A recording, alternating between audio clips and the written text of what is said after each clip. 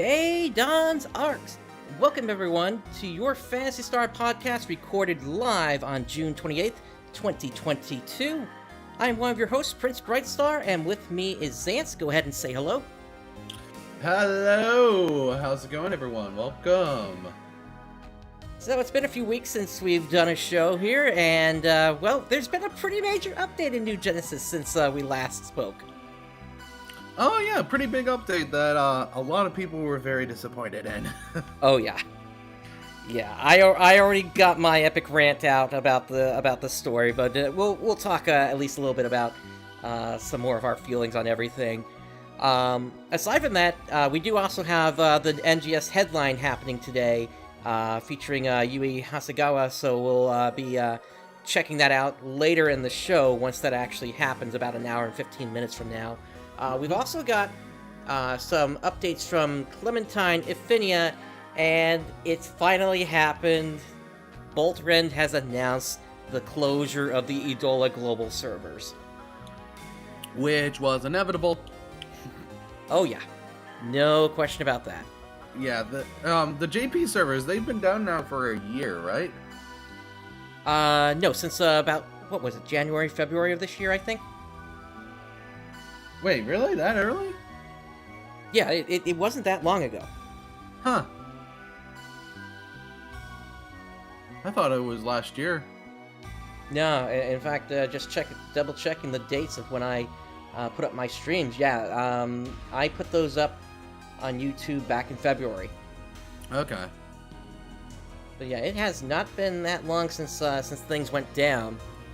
It's been kind of disappointing to see that basically nothing had changed on those servers since the Japanese side had closed down. So it's basically going to be about 6 months total where there have just been no updates until the servers actually shut down. Wait, 6 months of no updates? Pretty much, yeah. They've been stuck on episode 2, chapter 3 for since for a long time, basically. I was hoping that they were going to get at least a little bit more out so that they could get the auto text advance feature in before I started up my series again, but now I'm kind of having to race between getting that done now, between now and August, as well as my move, which I already put out a video about. Mm-hmm. But yeah, that's so I'm gonna be busier than I was expecting over the next couple of months. Oh yeah.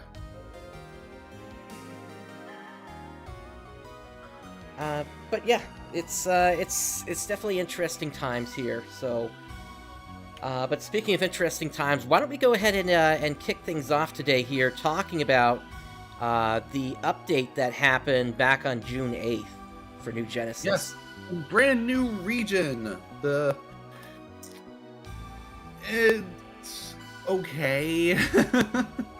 Yeah, it's there are, how do I put it? I think it has a lot of the same issues that players were talking about when it came to Mount Magnus back in the day, and that it's just a little too vertical for my takes. It's too vertical. The enemy, it just, the gameplay is just, again, is feeling a bit too samey. Me personally, I'm feeling that way. And then the story. The story, yeah, that was a complete disaster. And the only thing that saves it is Vasco. Did you happen to run into that NPC? I have not. Vasco basically started doing what I've been doing ever since the game launched, which was theorizing about the world that they're in. Finally, somebody's talking about this stuff. All right, you got an NPC that's you. That's beautiful. Exactly. I'm wondering if Sega put them in specifically because my episode 2 of the Secret Series won that honorable mention from the open video contest when I submitted it. I don't know, maybe. It's certainly interesting that they are at least starting to address this, but at the same time, yeah, it just is not a good region overall. No. And that's very disappointing, especially with how much it was hyped up. Yeah, no, I agree. Partly because everybody had been stuck in the desert for so long, and one prediction I've got for today is they're gonna say, "Oh, hey, in August we're going back to Aleo again and Retem." And that weapon series that was introduced that did not transfer augments. Yeah, what we got 4 new weapon series: the Setchel, the Evo Eclipse, plus the Rocks, which then converts into the others, the series beyond that, and then actually no, there's 5 series. Then there's also the Rugged series, which is basically the new Relic series. Yeah. Yeah, there's a major problem going on here with the game, and a lot of it stems from the fact that there's just a lot of the same happening at this point, and I think it's a deeper issue than that. And give me a minute here while I kind of talk about this here, because one of the things that kind of kept players around back in PSO2, and even back in the day with PSO and PSU, was you would never really hit these plateaus of progression like you do in New Genesis. In PSO, you're always still leveling up to level up to 200, and even as you were still leveling up, even back in the day when level 100 was the cap on version 1, you were still having to find like the various discs that made up your techniques if you played either a human or a Newman class. Typically, when you hit level 100, you did not have level 15 of all your techniques yet. No. Phantasy Star Universe, it was a different deal there, whereby even when you were at like max level, there was also the your photon arts and your techniques. Those leveled up independently of your character and independent of your character level and your class level, I should say. And then Phantasy Star Online 2, at least in the first few years before they rolled out the level 17 stuff, you still needed to find all your photon arts and your techniques. They weren't just handed out to you. You had to find them out on the field, or get them as presents from NPCs. And you didn't necessarily have level 15 stuff or level 10 stuff at the start.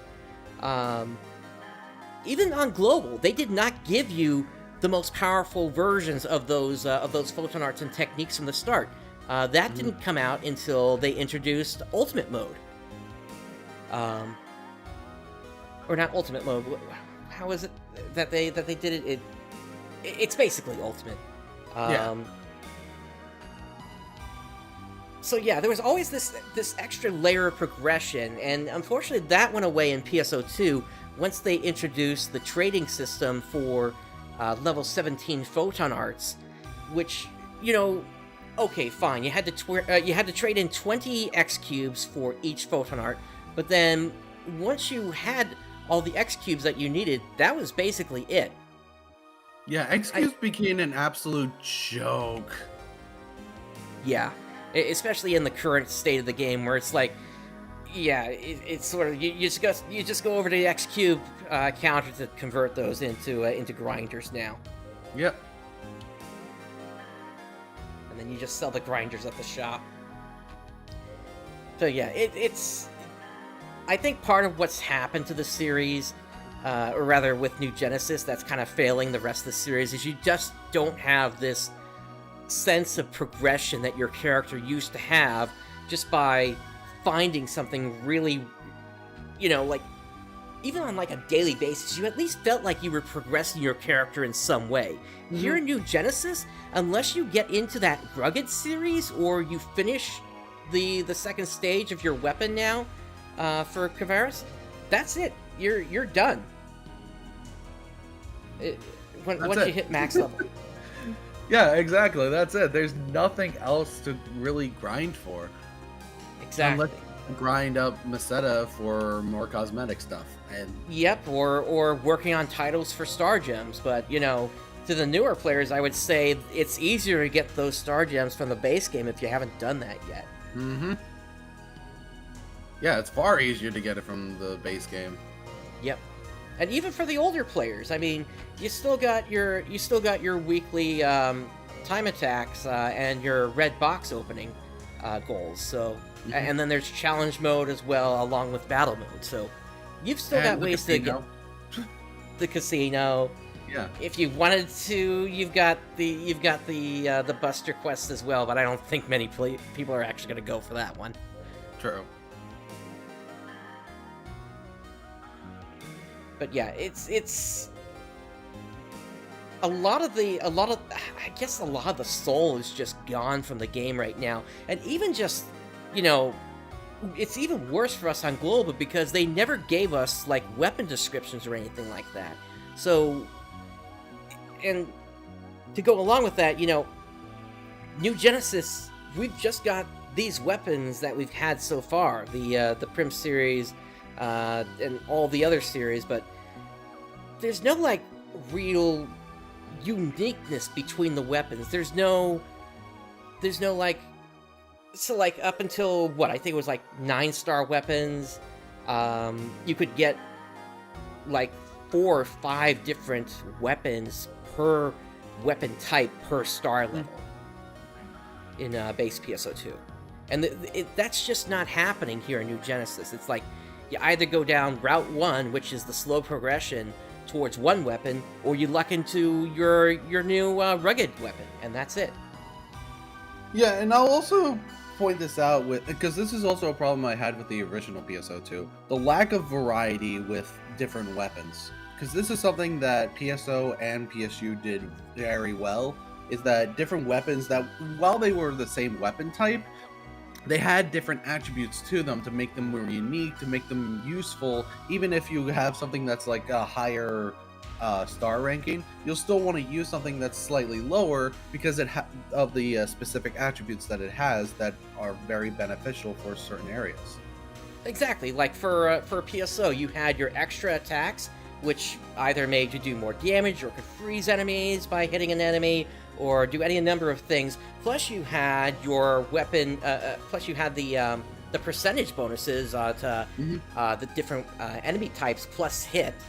So that was for PSO, and then for Phantasy Star Universe, I mean, weapons at least for melee could come in different elemental types.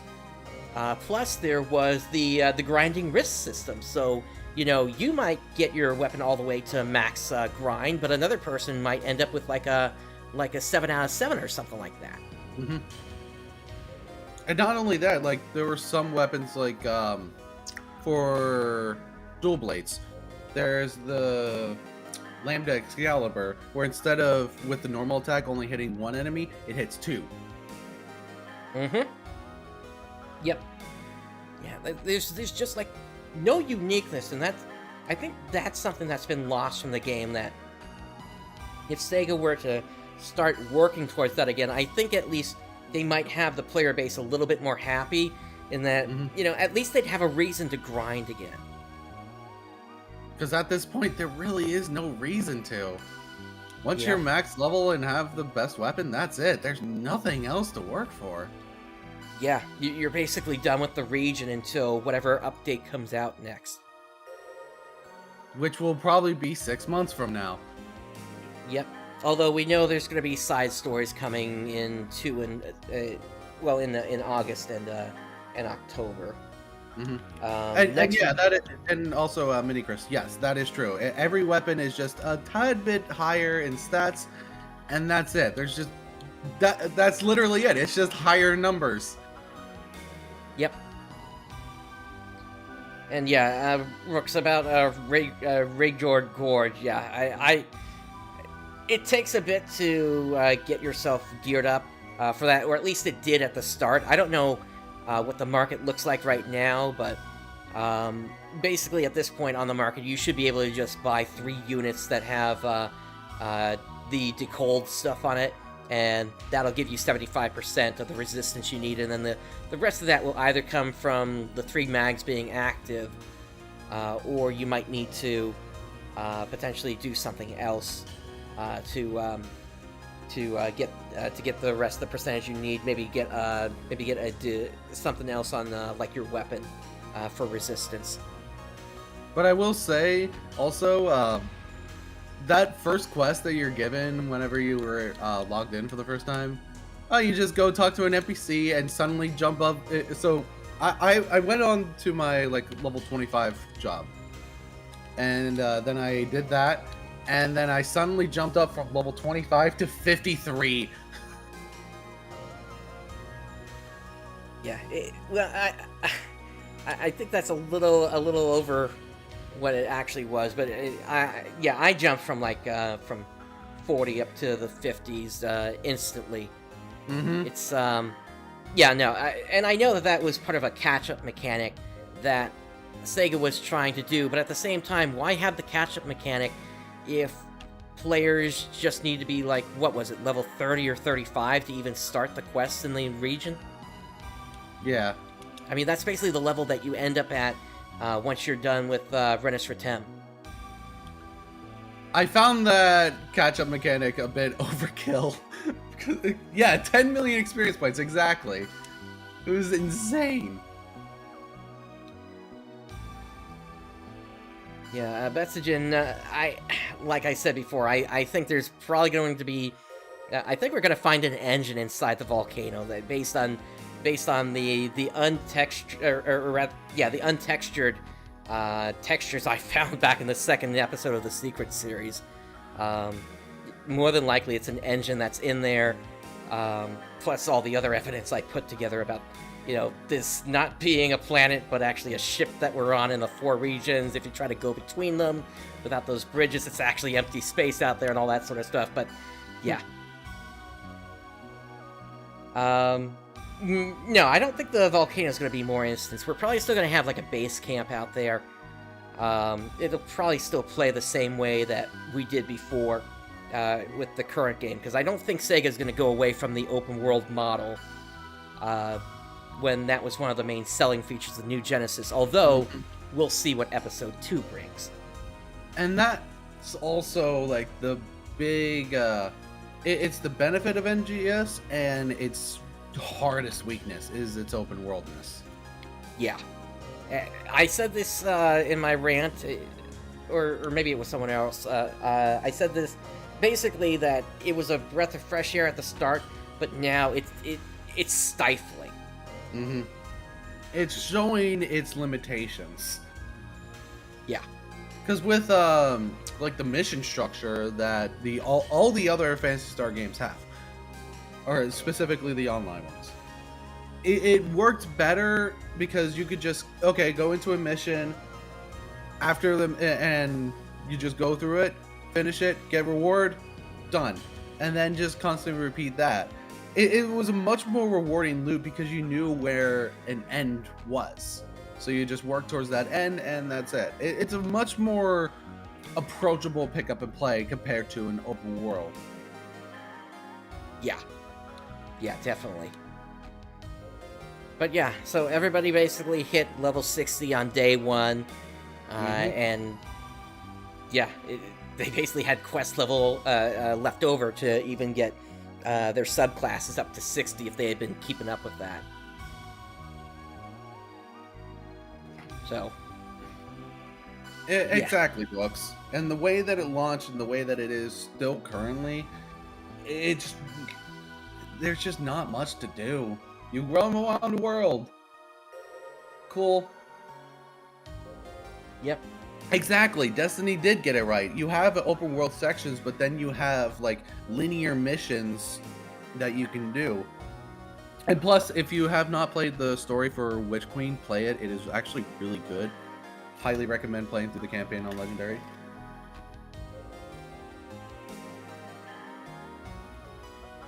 Yeah, so I guess we'll see kind of what the future is going to hold here, but like I said, with my move, I'm probably not going to be focusing too much on New Genesis aside from, when the updates come out, I'll still do like a stream or something, but that's probably going to be it. I'm not going to really be putting too much time into things, especially if Sega's just going to not if they're just not going to put much effort into things themselves. Mm-hmm. I got plenty of other games I got to get through. So, and you know, Edola, the server's going down, so I got to get on that now. And then following that, I want to finish up Nova, so it's I got other stuff to do if they're just not going to pay that much attention to this game when it's practically dying at this point. Mm-hmm. But yeah, moving a little bit further into here. Of course, we got the new mags, or rather region mag. We got the new Trainia. Did any of the Trainia stick out to you in any way? Not really. Yeah, same here. I think there were, what, 3 or 4 Trainia that were just battles against enemies? Mm-hmm. Like, barely any uniqueness in them. But I'll also say this. Despite, like, a lot of the stuff going on with NGS, there's still a respectable amount of people on Steam alone. 24-hour peak was 3,300. So Okay. It's not a completely dead game, but it is absolutely low compared to where it was when it was just base PSO2. Yeah. Like, compare that to, like, December of 2020. We had 5,700 average players. Yep. Yeah, so it's just not it's not a good situation that, you know, Sega launched this new game where a lot of people were hyped up about it. They botched the launch because of the server lag issues, and now the launch was so awful. Yeah. The one thing that kind of saved things was nobody ever really got disconnected from the servers, as far as I could tell. It was just everything built up in the server, and then just all kind of came out in like 1 second bursts every 2 minutes or whatever. Mm-hmm.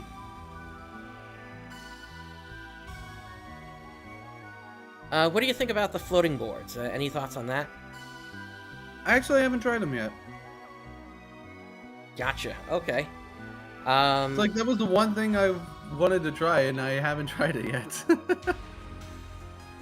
For me, I would say they need to have 2 charges of the booster from the start. There should not be you can boost once and then there's that cooldown. Because at that point, you might as well just run.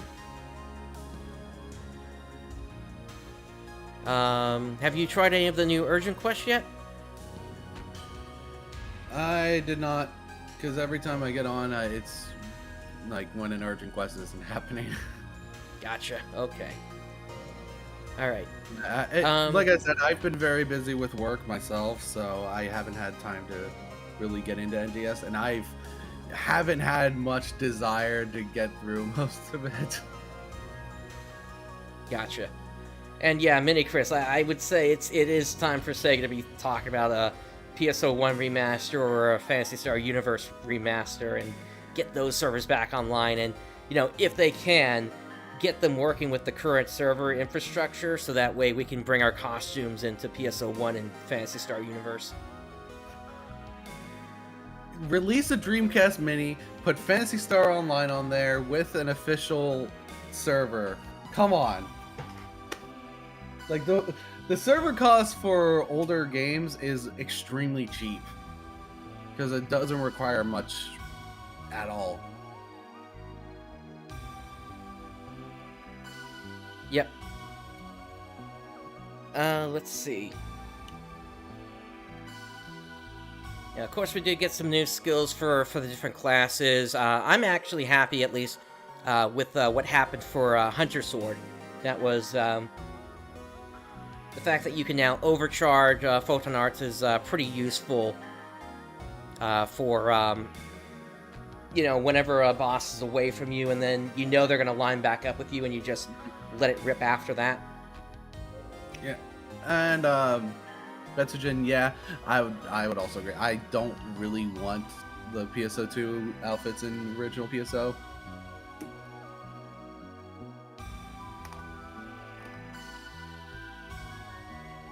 Because that's not what the original PSO was about. It wasn't about like getting a bunch of cosmetics. It was just getting weapons, getting stronger, and then you show off those new weapons. That's your cosmetic thing. The bright shiny weapon that you got. Yep. I think you're typically are you Jet Boots or are you Twin Saber typically, Zance? Twin Saber. How did you think about those updates? I was playing as Gunner for most of it. Oh, okay. Then what do you think about Gunner? I was going to go with the Gunner, and Gunner still feels fine. I have no complaints about it. Okay.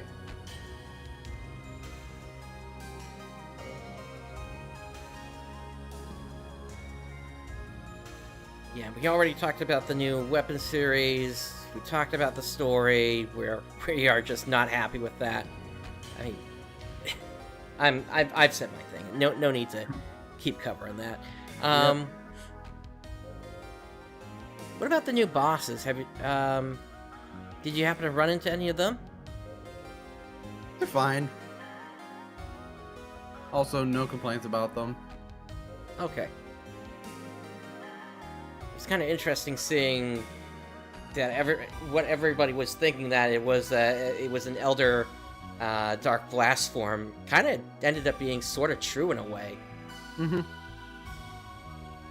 For ARMS, and interesting mistranslation that they're calling ARMS Crone as they are when I think it's actually supposed to be ARMS Clone.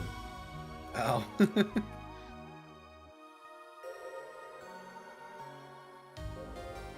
But yeah, I haven't even tried out the new Battle Dia yet. Have you? Nope. Yeah. I've tried out the new ranks for the Alia one. And how'd you like that? It was just the same, just higher levels. Gotcha.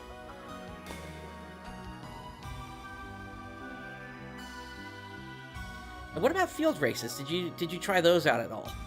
I have not. I completely forgot about that. Yeah, I tried out one or two. It's at least an interesting idea because it looks like you at least do race with other players in the instance. Mm-hmm. But I guess the question is going to become, I guess really it's more a point of you need to figure out what's the proper balance between getting it done as fast as possible versus taking the time to get the extra points.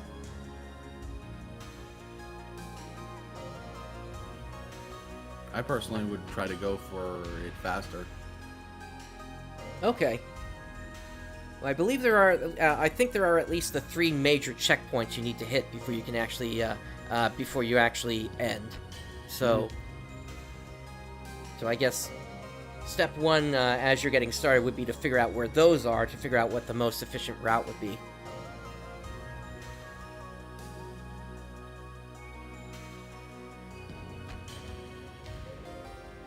And then they introduced the Alliance tasks. Did you try those at all? I did try a few. Is it me or... Go ahead. What were you gonna say, actually? Is it me, or does it seem like the ones where you need to collect specific capsules just take forever? Yes, because it's a random drop. Yeah. And plus you need to even figure out which region each of those lettered drops comes from in the first place. Like, going back to Alio, I just had to take a guess that North Alio was where I needed to go, and that ended up being correct, but you know, imagine going to like South Alio, getting one of the drops and realizing, oh no, I'm in the wrong region. So I hope somebody maintains a list somewhere of where each of these drops is going to be found. Oh, that would be great. I believe the wiki, the English wiki, does have like locations for specific capsules. Gotcha. Check real quick. Oh, it's in the task description? Oh. Oh, really? How did we not notice that? I don't know. I guess I was too interested in just looking at the task to not realize it was even in the text information. I was just like, all right, let me set this as the next thing I want to focus, and didn't even look at the rest of the text there. Okay, I'll keep that in mind then. Good job, us. Oh, see, even veterans like us, we're learning stuff every now and then. Yep, we're the professionals. Don't worry.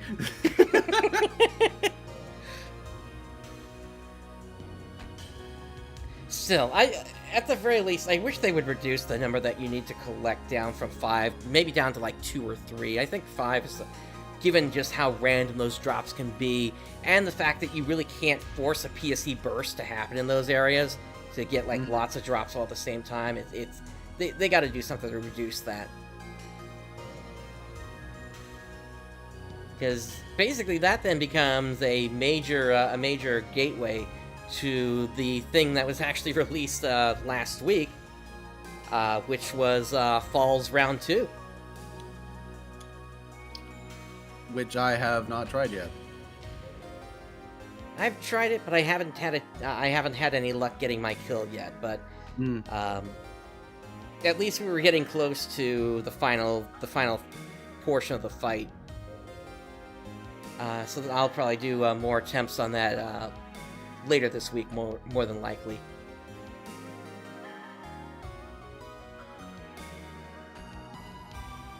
And yeah, Betsujin, that's a good way of putting it. Yep, exactly. We only know murder. Yep. Alright. Yeah, of course they had a whole bunch of other updates in the big update here, including the new mission pass and all that sort of stuff. Yeah, here's Dark Falls Round 2. Of course, they had the new AC scratch tickets. We've already seen all those when they were looking at the headline last time, so we'll skip through all that here. We got a bunch of other stuff we got to talk about here, so let's kind of move on from the update. So regarding the Star Gem Scratch Ticket Refined Form 4 sales, so they say here that all prizes in the Refined Form 4 lineup will no longer be available after the Star Gem Scratch Ticket ends, following the scheduled maintenance on July the 12th. So this is kind of your final warning to get whatever you want from that thing. And there is actually Sonic's birthday going on right now. So there's Happy birthday, Sonic!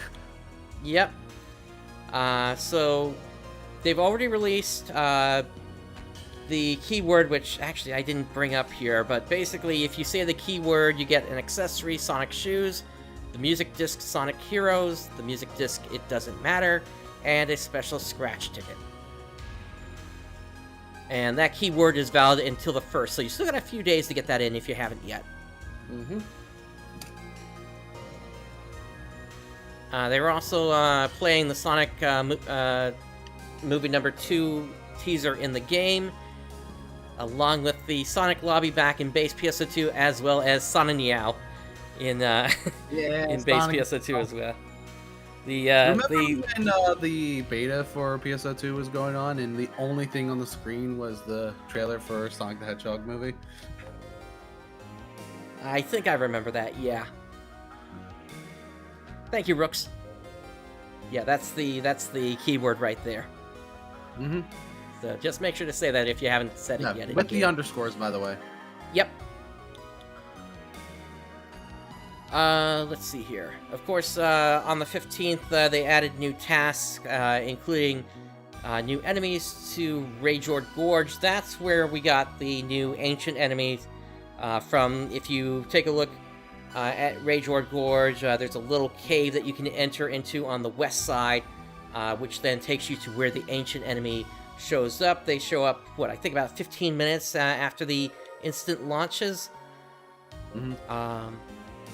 And along with that, you had Rezo open up their new exchange shop, but to get to that exchange shop, you had to complete some pretty some pretty difficult tasks, to say the least. Because you had to find 3 of the equalizing enemies in Kvaris. And those are pretty rare. Mm-hmm. Oh, Betsugen, I didn't even know about that one. Thank you. Also, for some reason, they reduced the battle power from 2944 down to 2924? I don't quite get that one when, you know, I'm sitting at only 2700 right now at max level.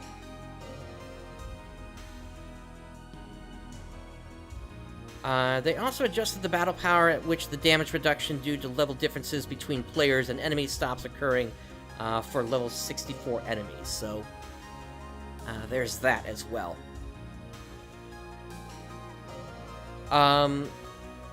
Along with that update, they also had an update on the Star Gem issue where they were being consumed upon leaving the salon. So, for all players, they received a 50 Star Gem ticket as well as 3 special scratch tickets. If a player was affected by the bug, then they were compensated with a Salon Pass S in proportion to the number of passes that were consumed due to the bug. And then any Star Gems that were consumed by the bug as well were also delivered to the player. There's also an ongoing issue where effects may not display correctly. They've identified and they're working on a fix for this issue. In the meantime, they request players set the following settings. Set the maximum frame rate under graphics to 90 frames per second or less, and then set the particle quality under graphics to 1, which is the lowest level. Huh. Yeah, interesting what's going on there, so, not really even they don't really even say which particular particles are not displaying correctly.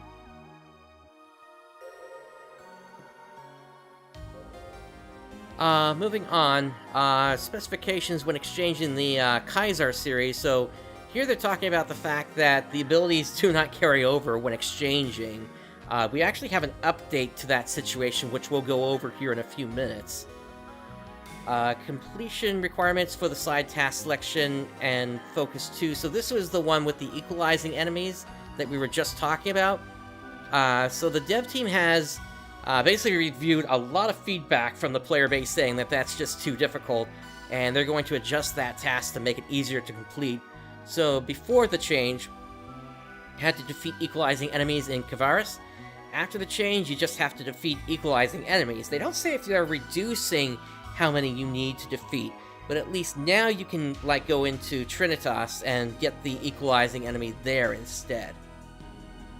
Oh, that's good. And then as an apology, they're going to give out 20 Blizzardium at a later date. There's also another issue here. Players may not be able to earn EXP rewards from side task fighting in Retem.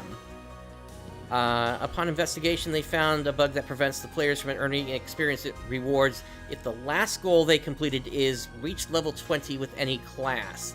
And they're currently working on fixing the issue. Until the bug is fixed, they ask to avoid having the reach level 20 with any class goal be the last one that you complete. That's kind of specific there, isn't it? Yeah, it is.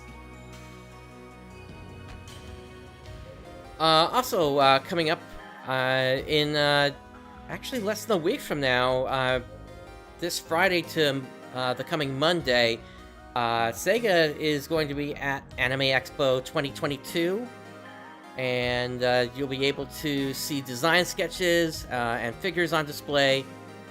They'll also be giving out NGS item codes as an attendee bonus. They specifically call out a concept art exhibit plus new information. Not quite sure what the new information is going to be. A PSO2 figure display, a merch stand, and a photo booth. And at the merch stand, it looks like they're going to have some shirts as well as some pins, or steel badges, as they're calling them here.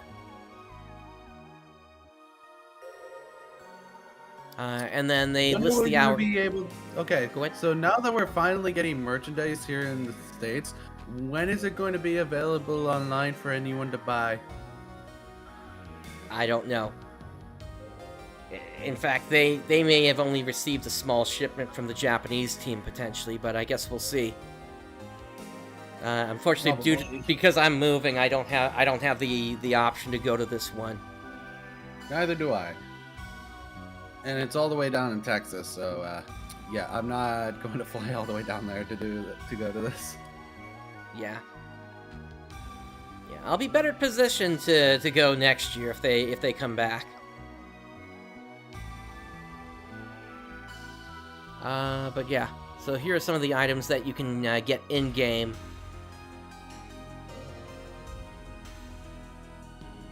And then they have another thing here regarding body shape auto-sync settings after the 6-7 scheduled maintenance.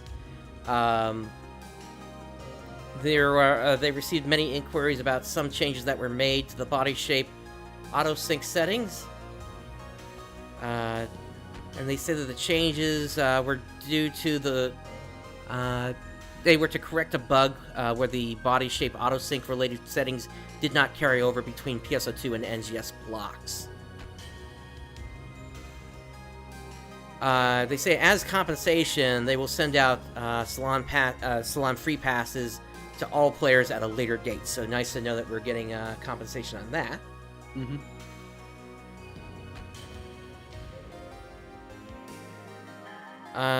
Let's see. We'll skip past this one because we already talked about it in the last headline. There are some new NGS campaigns going on. The Renasia series adventure campaign. These are the catch-up weapons at 3 stars now, apparently. Okay. And it looks like you get them through a side task from Gaiden in Retem City once you hit Retem. As for story completion, there is a story completion campaign ongoing.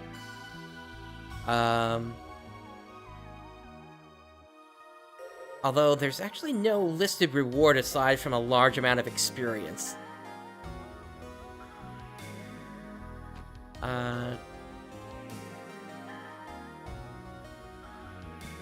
And then they also made other adjustments. You can, after you complete Chapter 3 of the story, the NPC Gaiden will appear in Central City,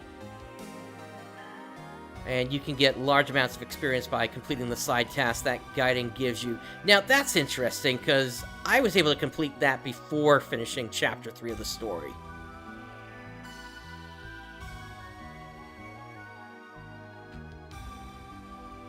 So, I don't know if that's just a mistype there or something, because really, you just have to complete Chapter 2 on that. Mm-hmm. Let's see. Oh, actually, this AC campaign is already over with. Yep.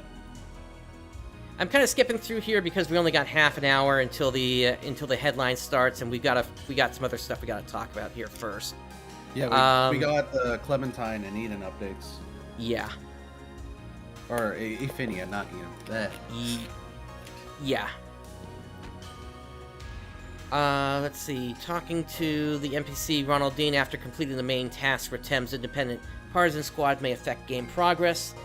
They say that they've already addressed that issue at this point here, and there's going to be compensation coming.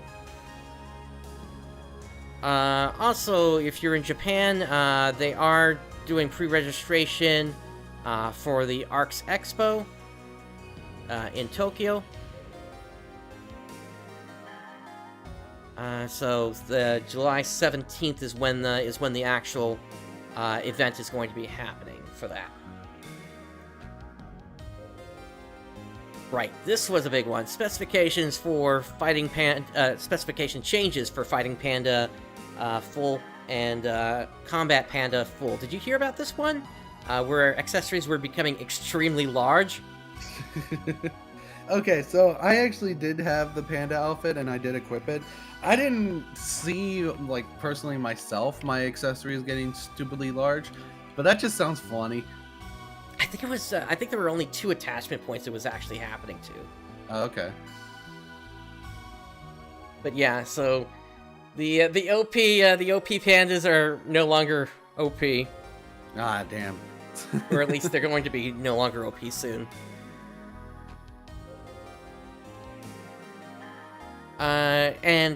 So the 10th anniversary Mosaic screenshot submissions, those are still open until July 1st, so make sure you get your screenshots in, because time is running out on those. And players are now able to exchange the Evo Eclipse Almaty for Kavaris Expedition prep tickets, if you wanted to turn that back into tickets. And magnification mode has been temporarily disabled, and there's going to be an update regarding the plans for the feature in a future update. I wonder why it was removed. I think I saw something about 2 shortcut commands conflicting with each other elsewhere. That was the cause of that. Okay. Alright, so we got about half an hour, so we may still have to cover a little bit of this after the headline, but even though Hero's been gone since the last headline, the development team has actually been talking to the player base, if you haven't been paying attention on the New Genesis Discord. Yep. And so they... And if you forgot... Yep, and if you forgot about it, there is an official New Genesis Discord. Yep. So let's go over some of the questions and answers here. Why don't I take the answers here, you take the questions. Okay.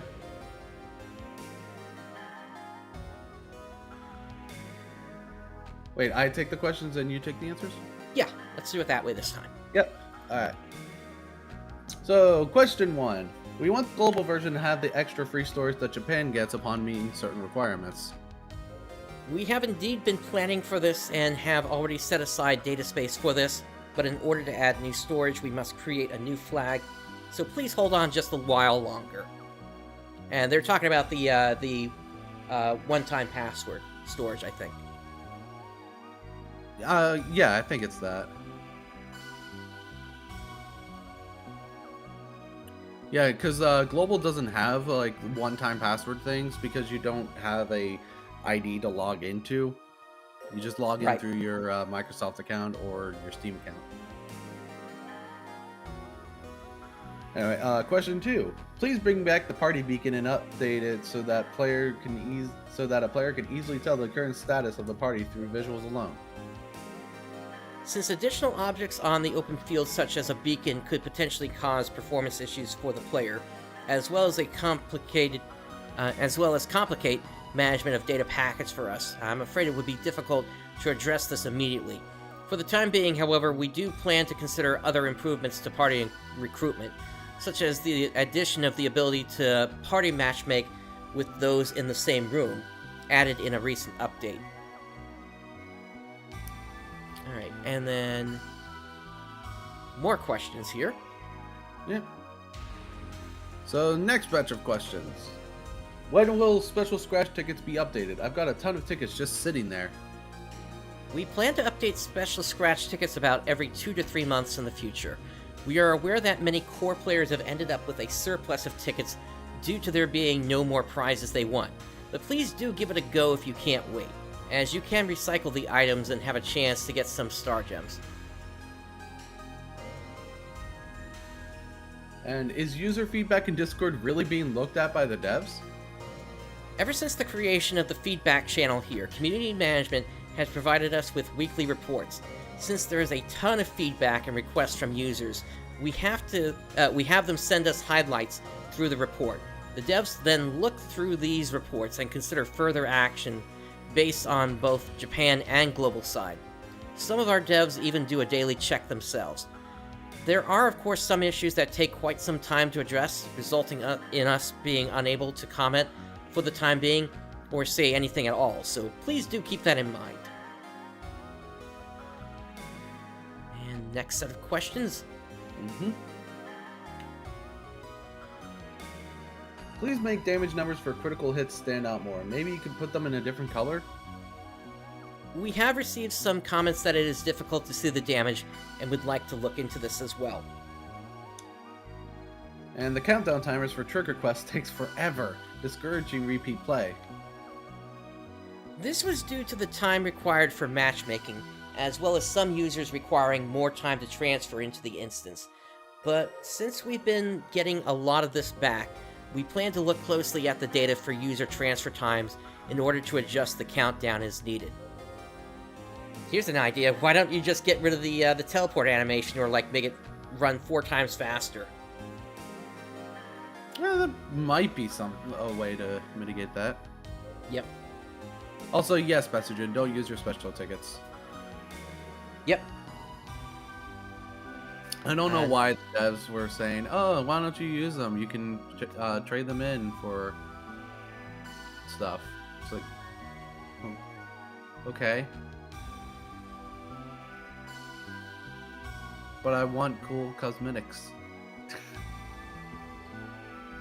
Next set of questions. Alright, the character limit for ARKS ID is too small. The character count is currently limited on a double byte basis. We have addressed this as of the last update. Thank you for your patience. However, as for the Alliance login message character limit, for which we received similar requests, it'd be difficult to expand as it is the same as the character limit for chat. It's on a double byte basis. Wow, that's pretty small. It is, yeah. And then next question. The time spent to complete the daily gathering gets longer and longer with the release of new regions. We recognize that this comes with the territory of expanding the open world, and discussion is underway on how to improve this. Maybe just make everything once a week instead of daily. Maybe.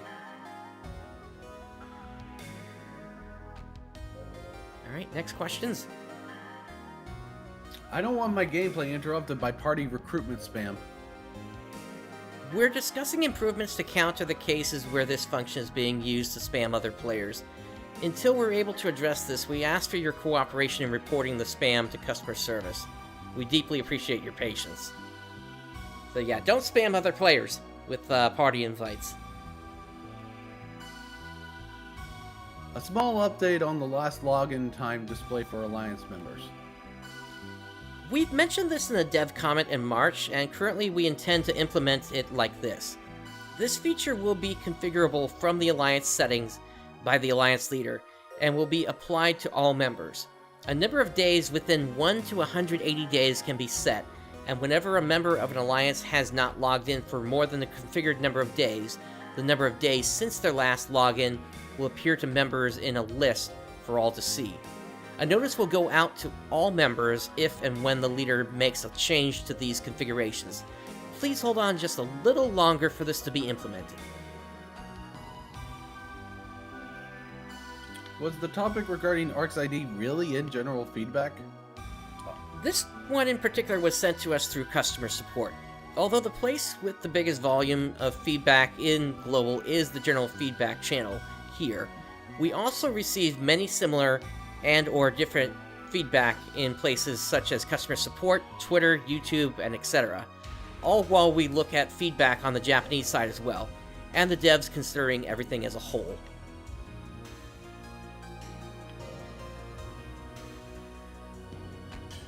Okay, next. Yeah, they answered a lot of questions here. It's pretty insane. Yeah, yeah. So, I'm kind of. This kind of puts us in the situation of, do we really need Hero? As much as I hate to say I don't know.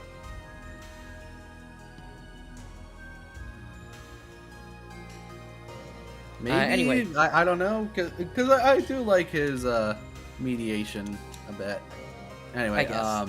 Next question. Please make it possible to carry over the enhancement status of material weapons as we can in base PSO2, in cases where we use weapons as materials to exchange for other weapons. We've received this request from many players.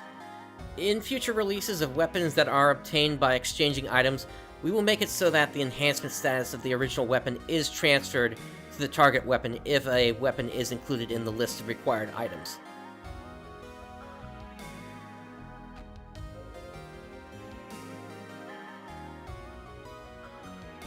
Please Next create question. more opportunities to get Blizzardium.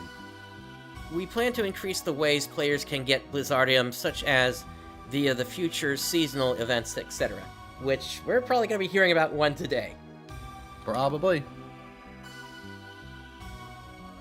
Please do not make equalizing enemies or captain a part of task requirements. We're planning on excluding equalizing enemies and captain from the requirements for future tasks and improving overall gameplay for all arcs. Good. And they actually do say next here, since there has been no operation report during Hero Arise temporary absence, please keep in mind that topics like the above are being covered here for the time being, while they would normally have been covered in the NGS headline. Mm-hmm. Still, I don't think it's an invalid question I asked. Oh, definitely not. Alright, next questions. Please fix the lag on Xbox One/S when loading or forming a party. The dev team has identified the cause and is now working with Microsoft to address it. We should be able to address this issue and release an official announcement soon, and we appreciate your patience. So, yeah, that players on those consoles will now be able to better enjoy the game now once they get this fix rolled out. Yeah, personally, I just play on my PC now. Though occasionally I'll be like, well, I'm on my 1S, or yeah, not my 1S, my Series S. I'll get on it on there just to see how it plays on Xbox. Gotcha.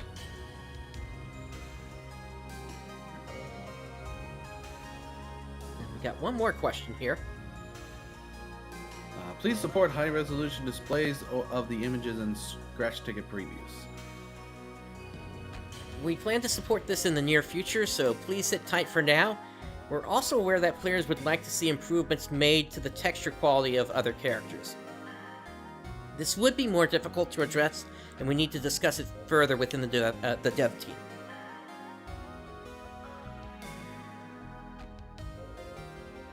Alright, so that does it for all the questions that were questions and answers that were raised within the Discord. Moving on from that, we do have some updates from Clementine, so let's go over those here. Mm-hmm. Let's see. Actually, yeah, we'll start here.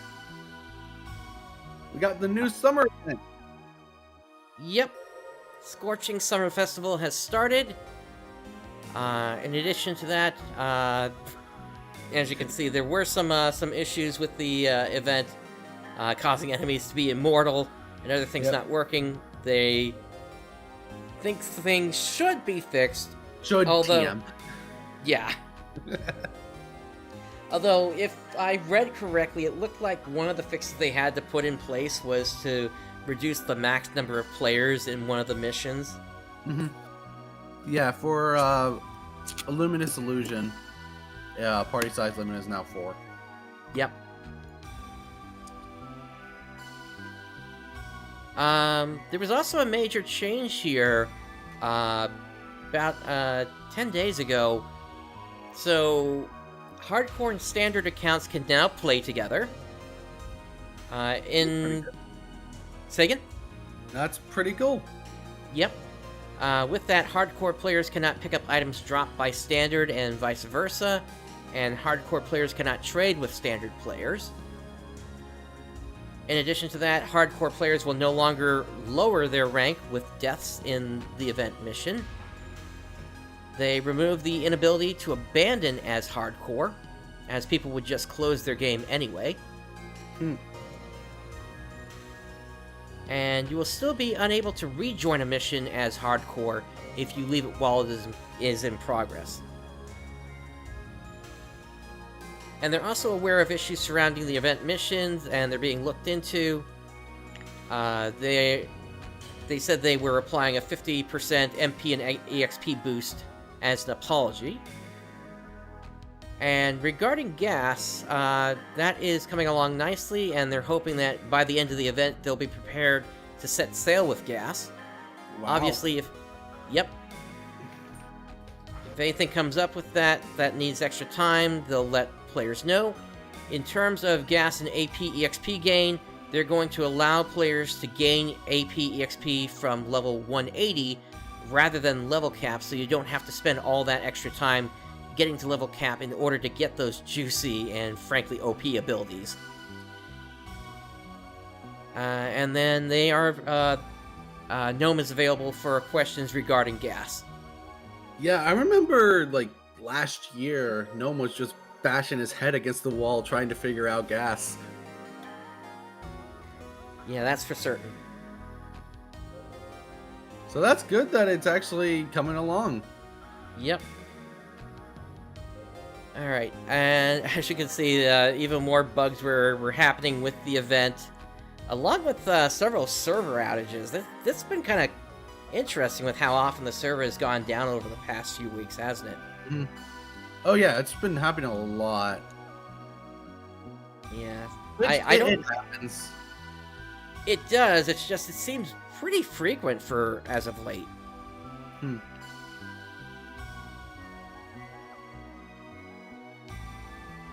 And then, more recently, they added in the second half of the Summer Festival event, which is Maximum Attack G. Which anybody that remembers this on the official servers is going to remember. That was an event that needed to be restarted at one point because the payment servers went down and people couldn't participate because they couldn't log into the game because their Hunter's license, or rather their Guardian's license ran out. That's pretty funny. Yep.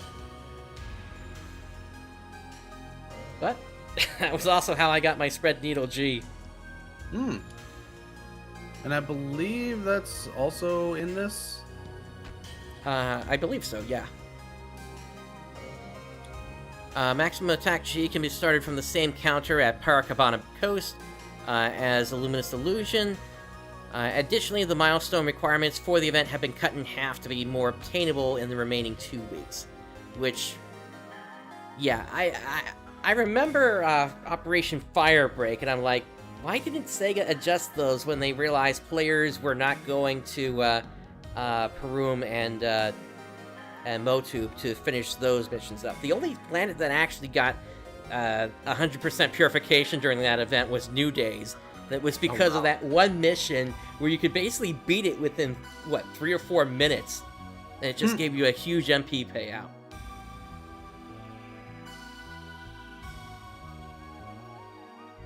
But anyway, yeah, so here's the full update details. You want to read through this here, Zance?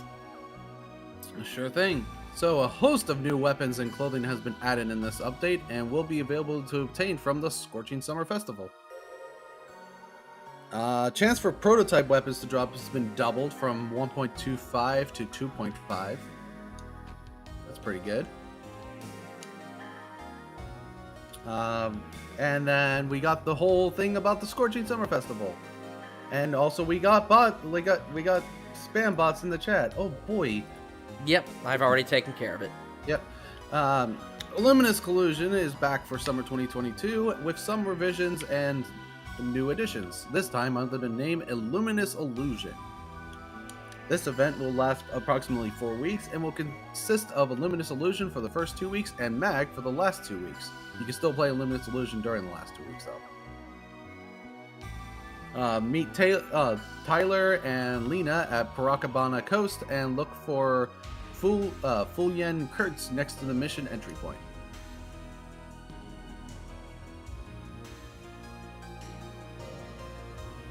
You can visit the event page for more information about the items.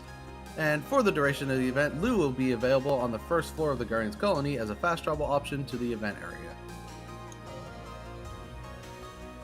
which is Paracabana Coast. The event also contains a lottery mission named Scorching Summer Lottery. Here you can trade in Scorching tickets obtained in the event for unique items. And it exhibits a ×2 EXP in blocks 1, 2, and 3, and ×3 EXP in block 4, as well as ×1.5 mission points. Yep, so a good way to level up there. And then then we get... the second part of the summer event, which was Maximum Attack G. Yep.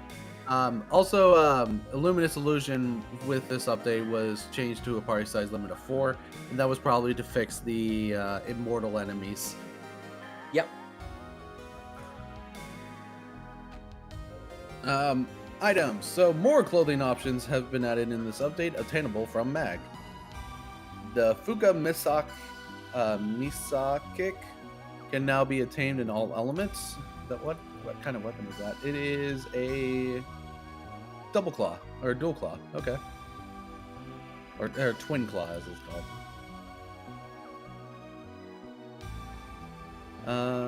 A typo in Nagisa parts have been corrected, and golden Rappy parts should no longer cause a crash. Yeah, that's a pretty key one to fix. Yeah.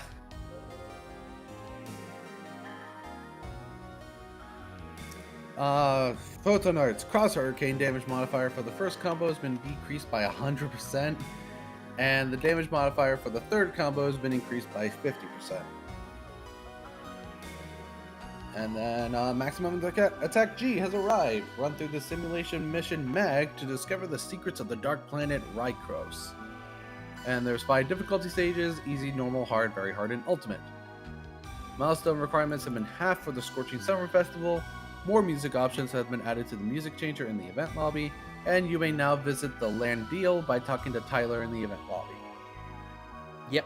Now, about Maximum Attack G, what I don't know is if they've done this structurally similar to the original Maximum Attack G, where initially you only had the Force available and you had to unlock the other areas. I don't know. I need to get on to try this.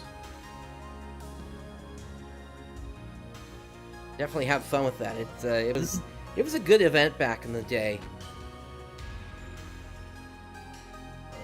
All right, moving on from Clementine, Affinia has also had some updates. For the icy update. Yeah. So for the June 4th maintenance, Hunter's Boost Road was changed to Lost Hell Palace, Phantasma World number 3, and New Mop-Up Operation number 1. There are also 2 new quests under Episode 1 Extermination, Anomalous Ordeal number 1, which is in Force 1 and Ruins 2, along with Anomalous Ordeal number 2, taking place in Cave 2 and Mine 2. And these are the first 2 quests in the new quest series using the modified random spawns functionality from Episode 1 Challenge. Interesting. Yep. And then we get to the bigger update on June 12th. They opened up a new ship, a classic ship.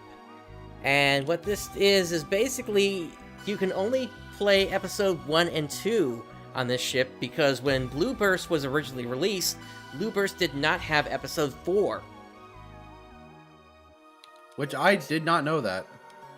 Yeah, I was there, and it was definitely not there. We only had Episode 1 and 2. Episode 4 didn't come until, I think it was a year later. And the items that were added in Episode 4, whoo boy. Yep. So, under this new ship, Episode 4, of course, is removed. Items are unobtainable from Episode 4. There is a classic chart for drop tables, so you want to take a look at that. Anguish has been removed. Not quite sure what that is. It's a thing that was that's on the main ships, where you can change increase the difficulty of ultimates. Oh, okay. Experience share is always on. PSO2 drops are always on. All I'm rates fine are. with that. Yep. All rates are 1 times. There are no boosts to experience drop, or rare monster rates. Luck boosts do not exist. Even the weekly Affinia boosts are discarded on the classic ship. Corrin will not gamble with you. Player names will always be white, excluding GMs. If you have a hardcore account or sandbox account, you can make a character and play on the classic ship, but that character will behave like a normal character on the classic ship. Well, it's just a sandbox now. Yep. We'll get to that in a moment. Yeah. To that effect, when logging in, your character's name color on the character select screen will now change based on the type of character it is. Events throughout the year will run mostly like Sega events, with only changes to the Rappies and certain event-themed Sega quests appearing. There will not be special Affinia event items dropping on the classic ship. Affinia's custom music disc will still drop on the classic ship. Hunter Boost Road does not exist. Original Blue Burst level requirements for difficulty have been reinstated. For Episode 1, that means level requirements are 20, 50, and 90 for Hard, Very Hard, and Ultimate respectively. For Episode 2, level requirements are 30, 60, and 100 for Hard, Very Hard, and Ultimate respectively. And in comparison to the other ships, a good amount of fan-made content has been removed from the classic ship for being, for lack of a better word, jank. Yeah. Some notable Sega quests, like Towards the Future and Respective Tomorrow, for example, have also been removed. These quests may return for limited time during special classic ship events. Why don't you take the rest of this, Sans? Alright, also let me bring this up on my screen so I can easily see this. Okay, so some things to note. Characters who have created or joined games on other ships may not create or join games on the classic ship, and characters who have created or joined games on classic ships may not create or join games on other ships. Basically, you'll need a fresh character to start on the classic ship, which makes sense. Also, classic ship characters have their own shared bank. The items in this bank cannot be accessed by characters that have created or joined games on other ships. And even though experience sharing and PSO2 drops were not truly classic per se, we imagine the majority of players would rather not go back to the old ways of tagging enemies and shared drops. Yes. For me personally, yes. Agreed. Lastly, and this affects all characters on all ships, the ability to change your section ID is once again being limited to one time before level 20. Because of this change, we're allowing all characters of all levels a free one-time section ID change to a permanent ID change. Once you use this special change, you will not be able to change your section ID again, which I'm kind of upset about with that. I much preferred it when it was like limited to once per month or per 3 months, I think. Yeah, because at least then you didn't have to create multiple characters to hunt down the different weapons you wanted. Yeah. Or have to rely on someone else with the section ID that you need to start up a party for something. We may provide special section ID changes to all characters again in the future should the drop changes change on the non-classic ships. This is up to our discretion, however. Yep.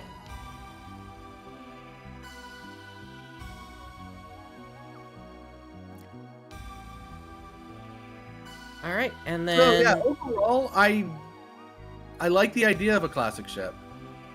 I should try to get on that and just grind up. But yeah, I like that idea. Going back to how Blue Burst was at launch without the power creep of Episode 4 weapons and items. Yep. And I believe it is about that time here, so we'll have to pick up the last of this after the headline here. But yeah. Later, the other thing that we just didn't get to there, Affinia removed hardcore mode. Yeah, we'll look at that a little bit more once we're once things are over. Which I'll go ahead and bring this up now for the headline.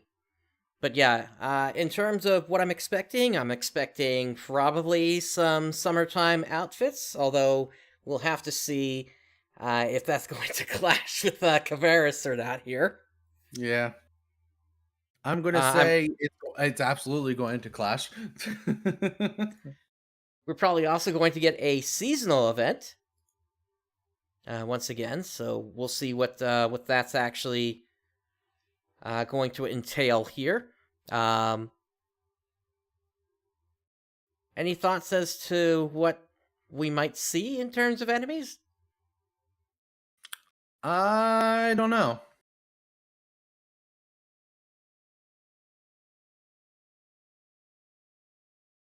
Honestly, I don't know.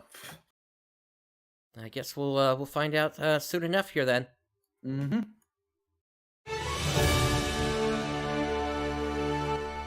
And here we go. Alrighty.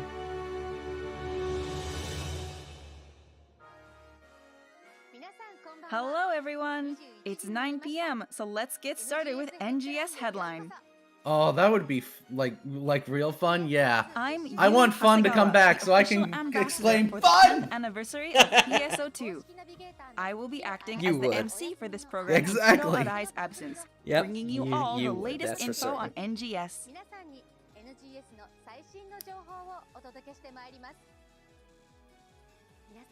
Are you all enjoying your time in Kavaris? I started the main story myself and couldn't help but get distracted by the beautiful Arctic landscape. Now, I'm busy exploring every nook and cranny of Kavaris. The story itself is really intriguing as well, and I can't wait to see what's coming next. I don't know. I was kind of distracted by the poor Now, writing. once again, this Yeah, program same is to here. inform players about the present and future of Sega's online RPG, PSO2 New Genesis, or NGS for short, with information about current Yeah. operations, future updates, campaigns, and more. And fun, haha. Oh, that would be great. I don't This care is as a long as they add in pre-recorded fun broadcast. back. If you would like to watch it in Japanese, you can check it out on the Japanese NGS YouTube channel. We'll see at the end of this here what extra you're having. Before we get started, please take a look at this.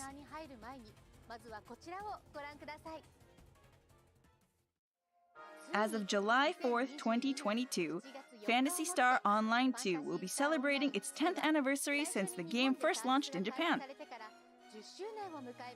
Wow. Here is the That's main some nice artwork artwork. we'd like to share in Yeah. celebration of PSO2's 10th anniversary. The pre-release 10th anniversary teaser gave us a sneak peek of this awesome illustration. Man, remember when English version of PSO2 was announced Here's a like message directly back in from the development and 2012 live and ops then team. never happened until 2020? Uh-huh. Yeah, lots of rumors Thank you for about what playing caused that Phantasy to Star happen, but Online never 2. any confirmation. Yep. We've only been able to celebrate PSO2's 10th anniversary thanks to all of the dedicated ARKs that have supported us over the years. PSO2 went live with the goal of running for over 10 years. And now, here we are, right on the verge of celebrating this tremendous milestone. We've made so many awesome memories throughout this adventure with all of you, but there were plenty of bumps in the road as well. The fact initial that we server can celebrate launch, the 10th anniversary today is the all chairs. thanks to the ARKs supporting us Yep, throughout all our the journey chairs. with PSO2. We truly cannot thank you enough. But of course, this is not where it ends. Both the development and live ops teams Oh, and also will the fact you continue needed, to work two hard to alphas. ensure that you can enjoy this game for many more years to come. A big thank you from the entire development and live ops teams. That was their message to you all. PSO2, once again, happy 10th anniversary! As the official 10th anniversary ambassador, I am super happy that I've been given the chance to celebrate this milestone with all of you. Today, I'll be sharing updates and tons of info regarding events and campaigns in and out of the game in celebration of this anniversary. I hope we can all enjoy this momentous occasion together. Just don't forget the 35th anniversary of the Without series. further ado, That would be here nice, is the yeah. update information you have all been waiting for. NGS Hot Information. Once again, we'll be focusing on information about updates celebrating the 10th anniversary of PSO2.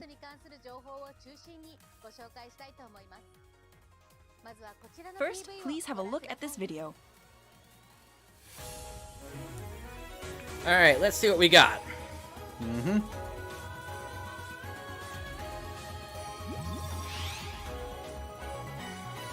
Anniversary event.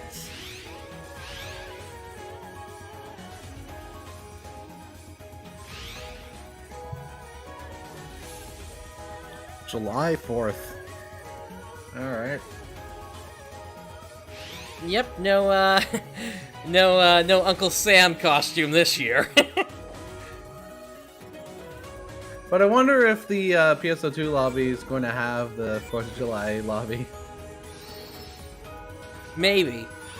I guess we'll see. New field race? Peppy Rappy.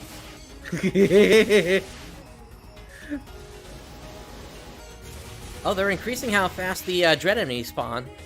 Ember Rappy's back!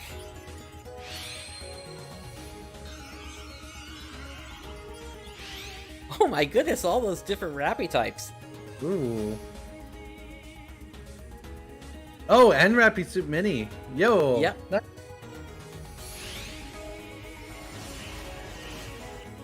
New weapon series, 6-star. So it gives a different color to the Evola clips. And there's a 10th anniversary special scratch ticket. Oh, you can get a Persona costume. Now in NGS specs. Nice. Matoy too.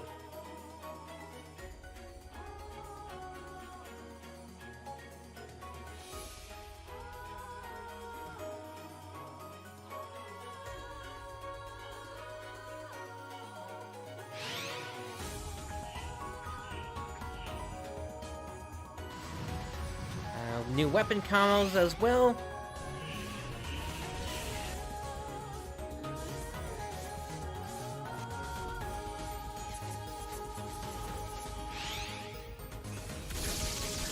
Hey, they brought back the ice fish.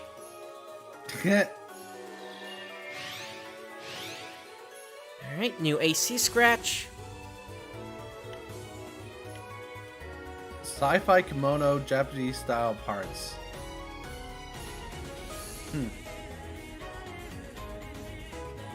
New cast set. Oh, that's the new cast sets are always good. It's an interesting one. It's like those like thruster things on the shoulder. You can probably turn them off as ornaments. Yeah, that's what it said.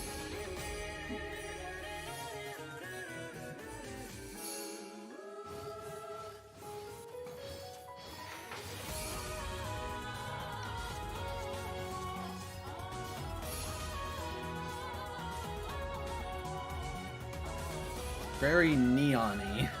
Yep. I thought I saw a doll's tentacle there.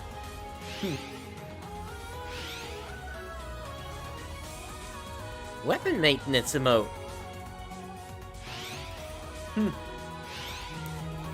Ah. Be right back.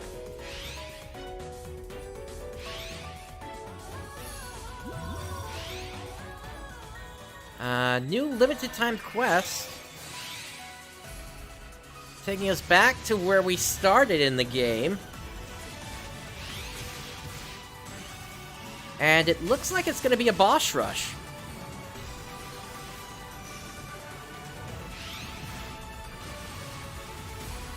Taking us actually across multiple different areas, it looks like.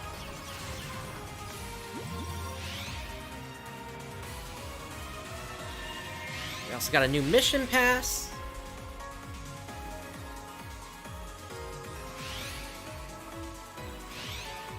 Ooh, interesting mag there.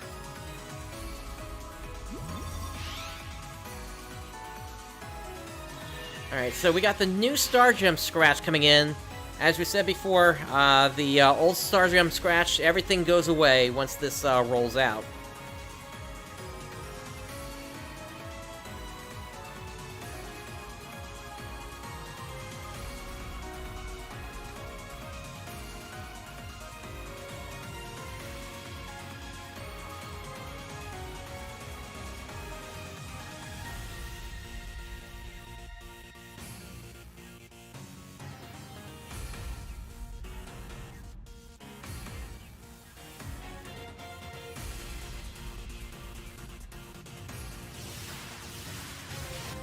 Interesting weapon camos.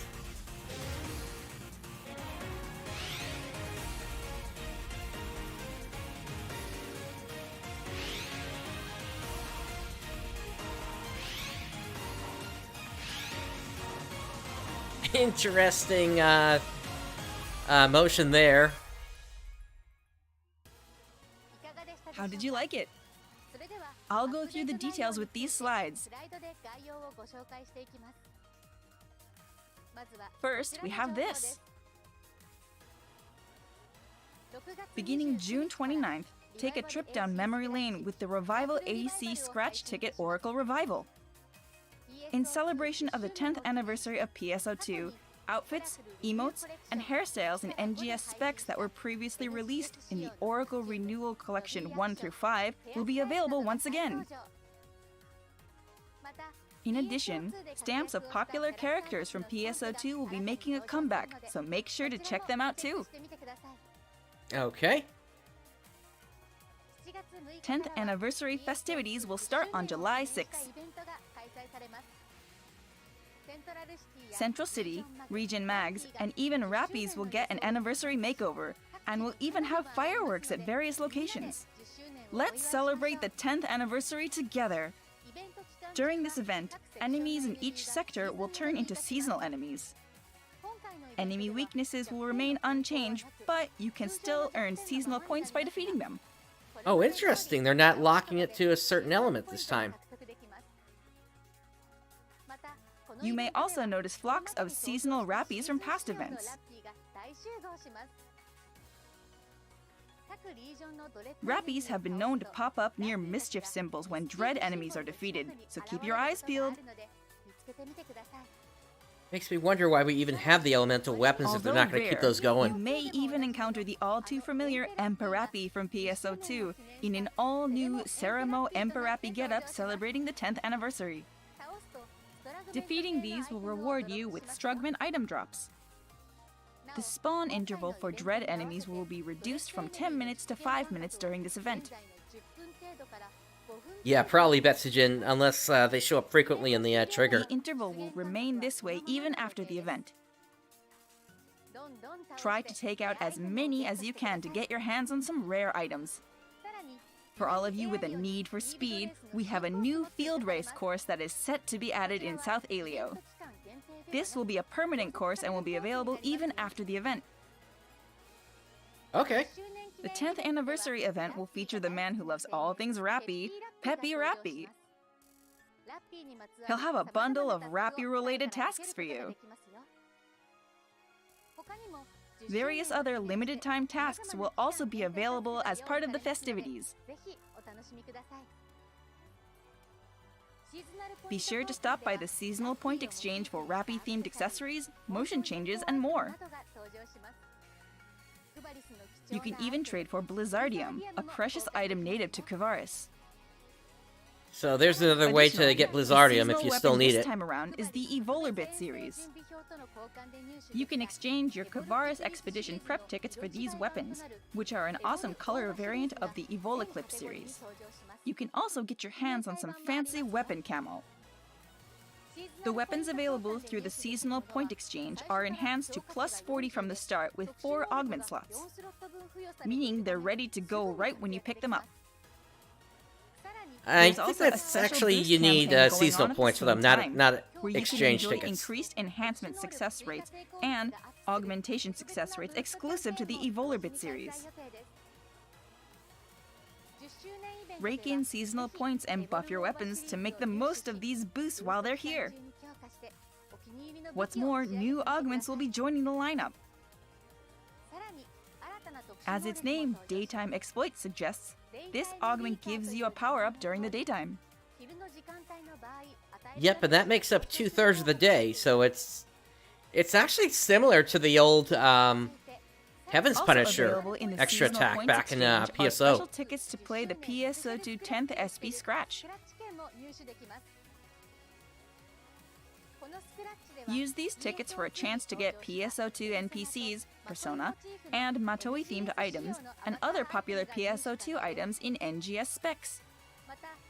Plus, the PSO2 weapon camo, Coded Weapon D and Clarissa 3 are coming back, and they will now reflect the effect colors of your color variant weapons. The lineup also Yeah, no includes question about that, compound weapon Bestien. camo of popular PSO2 weapon series, as well as items that combine various weapon camo of seasonal PSO2 weapons into one.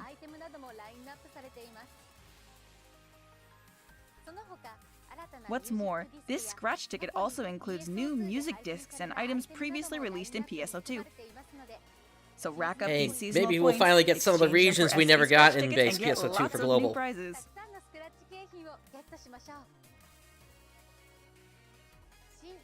The new AC Scratch Ticket Peregrine style features stylish sci-fi kimono and Japanese-style cast parts. You will also find landing motion changes as well as the Star Seat emote to take adorable photos with.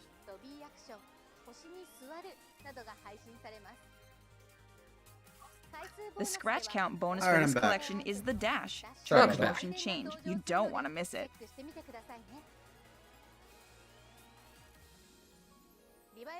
The Revival I see SG just- they're Scratch just- Ticket just Call for going Arcs over the Revival will be stuff that bringing was back shown in the lots of update items video. from past Yep. NGS SG Okay, Scratch so I Tickets. didn't miss much. Good.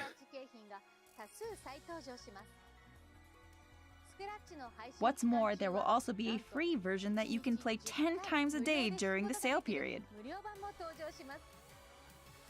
Log in every day and fill up your wardrobe. Starting July 13th, you can take on the limited time quest, Drill, A Trap in the Forest.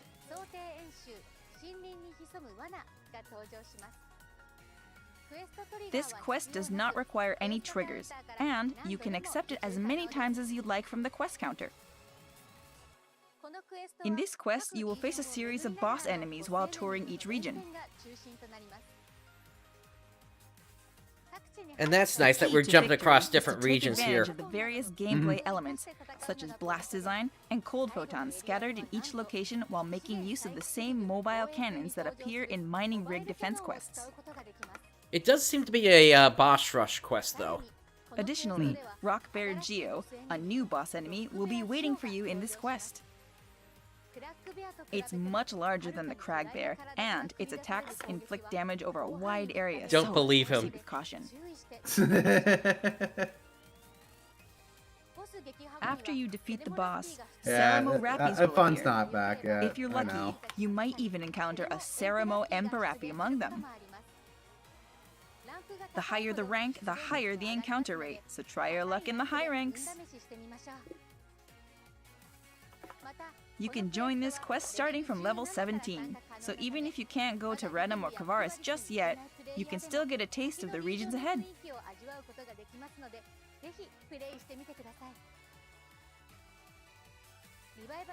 The Revival AC Scratch Ticket, 10th Anniversary Oracle Memories, brings back popular accessories, hairstyles, emotes, and more PSO2 spec items.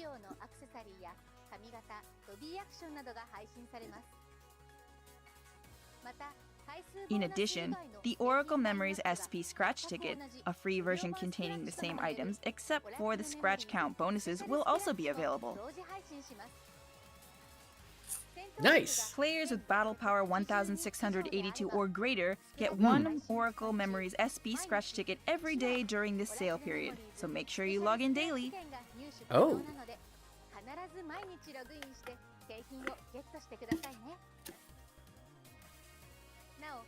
Please Oh, note nice. that items from this scratch ticket, including the special scratch ticket version, are considered AC scratch ticket items at the item recycle in NGS blocks.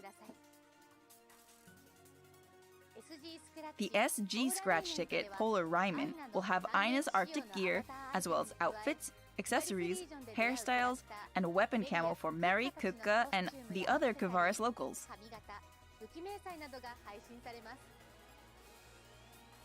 In addition, the win rates for Mary's avatar items can go up to 1.5 times since they are included in the stage bonus.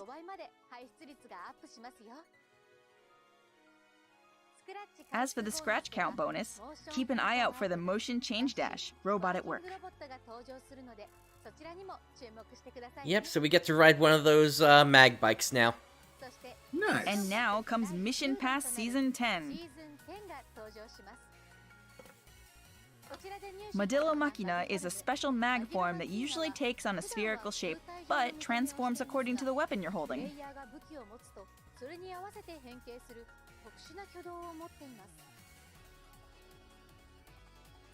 Next up, we have information on late July updates. First, let's watch this trailer. Alright, second half. Probably gonna get a Stellar Grace event. Like, Another field race.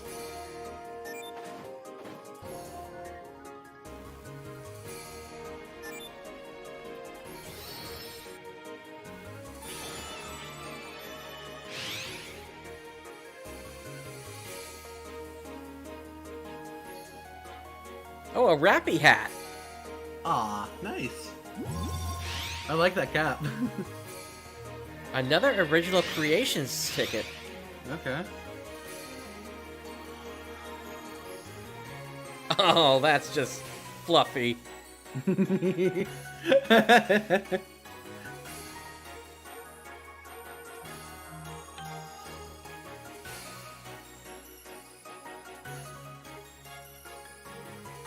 I like some of these designs.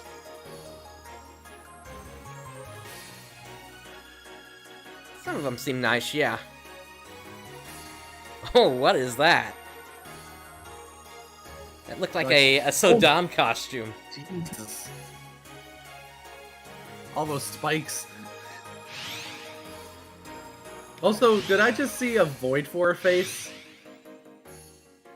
That's what I'm saying. I think that might have been a Saddam outfit. Airwalk glide.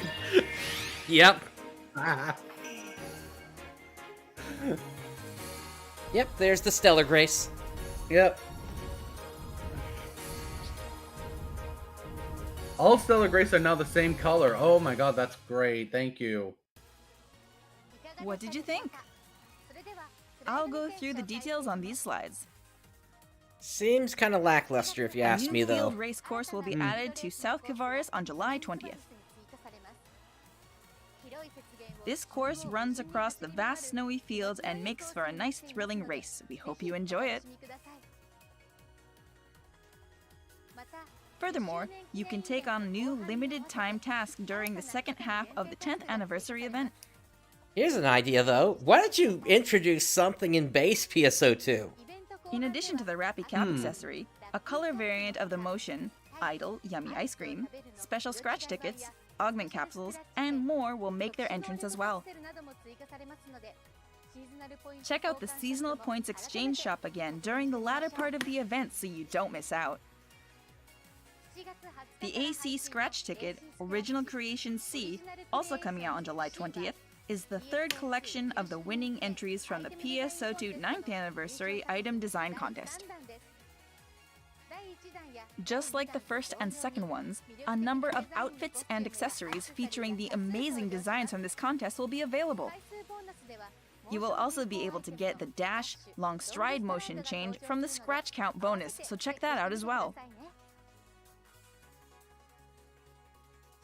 The World Trial, Stellar Grace Recovery Operation, starts after the July 27th update. Enjoy searching for Stellar Grace with special adornments to celebrate the PSO2 10th anniversary. At least those are usually a good way to From get this star time on, gems, and all we'll probably Stellar get... Grace units will only be gold, with even more valuable rewards than before.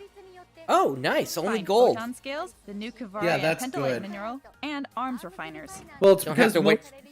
most people were only going for gold What's ones more, anyway. the drop rate for augment Yeah, they were capsules just will waiting be for the improved as maps to well. come out, so now... I mean, we might still need the maps, but at In least addition now you to don't what have we to saw wait in the for them trailer, anymore. We'll be releasing 2 new Revival AC scratch tickets starting July 27th. Rewind Collection 2 brings a hand-picked selection from the NGS spec scratch ticket items released last July that haven't been re-released yet. The swim, diving, and dash fairy motion change items are coming back as scratch count bonuses. All of you who already own these can exchange them for consumables at the item recycle.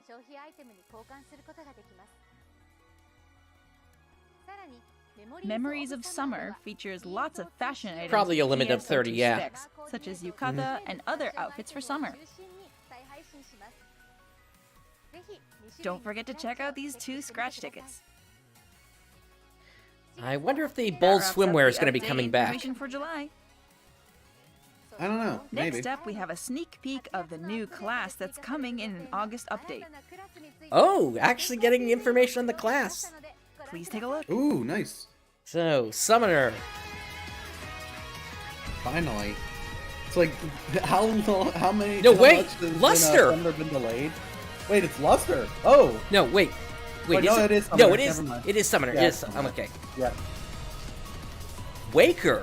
that's the wand thing. Or Waker! That's what's being called? Waker? Yep. And it looks like I might have been right here. That you actually summon the pets rather than them being just always around. Okay. Oh, you can ride it as an attack. That is cool. Yep. I'll take that as a win on my prediction. Yeah. Yeah, they do kind of look like dolls. Like a miniaturized version of dolls.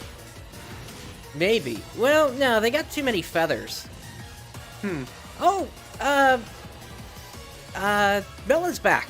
Oh, hey, Melon, yeah! And you can still yeet him! Yeah! Beautiful!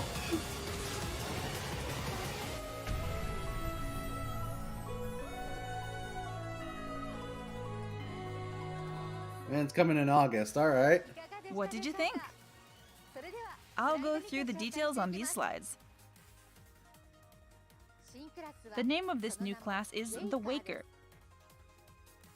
While it shares some similarities with the Summoner class from PSO2, there are some differences that make it quite unique.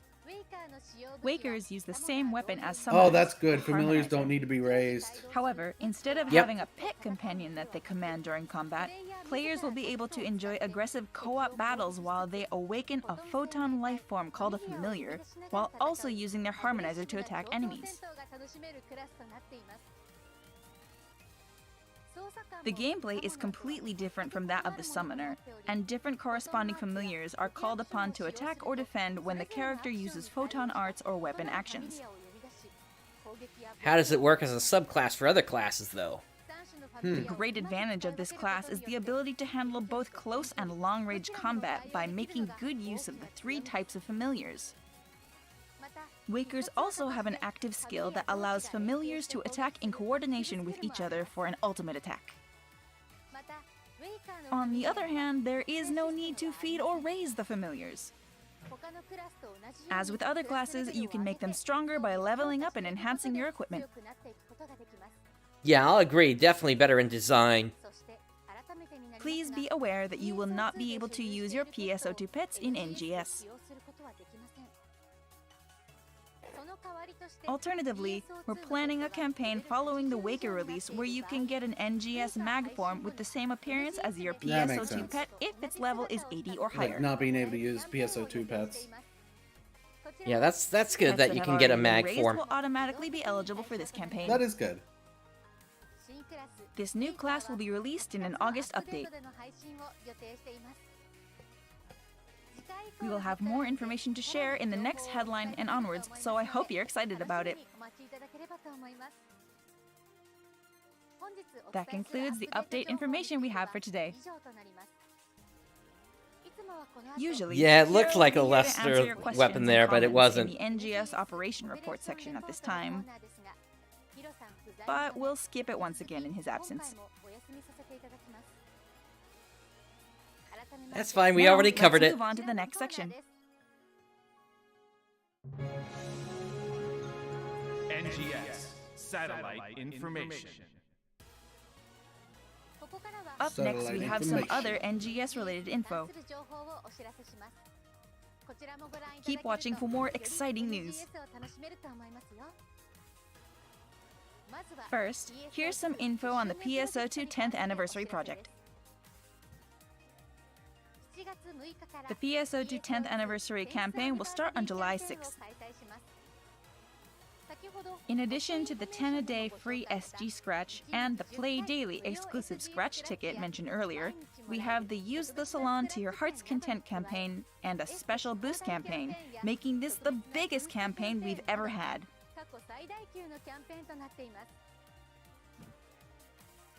PSO2 replay campaign. What's that all about? July 6th. So go back to base PSO2? Yeah, because they got nothing for us. Available free of charge. Yeah. It's like, yeah, NGS barely has any content. Just play the base PSO2. There's a lot more shit to do there. Yeah, why don't you start releasing more quests in base PSO2 while you're at it? Yeah, exactly. Every Wednesday.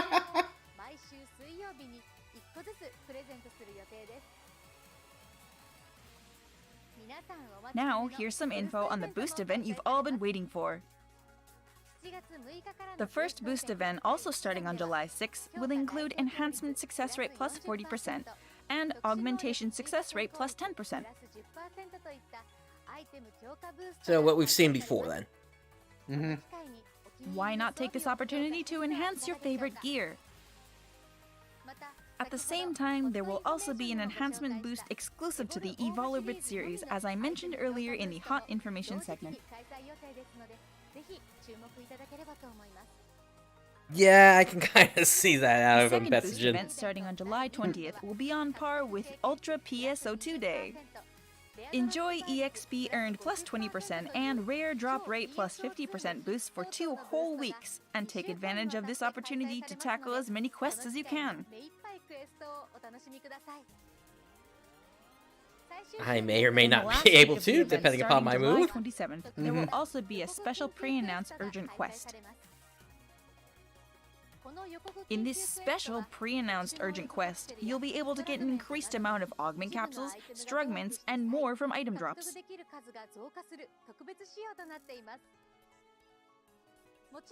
Of course, the second boost event's increased rare drop rate also stacks up, not to mention the world trial held at the same time. Finally, the last day of the event falls on a PSO2 day, so don't miss the once-in-a-lifetime chance to get rare drops. There are also a variety of other events and campaigns in the PSO2 10th Anniversary campaign. Be sure to check out the special site for more details. We'll be holding a campaign where you can get great deals on AC and special item sets. Starting July 6th, special item sets including PSO2 10th Anniversary exchange tickets will be available at both the AC and SG shops. These tickets can be redeemed for popular PSO2 items such as Siren Wings and Harriet's Barrette.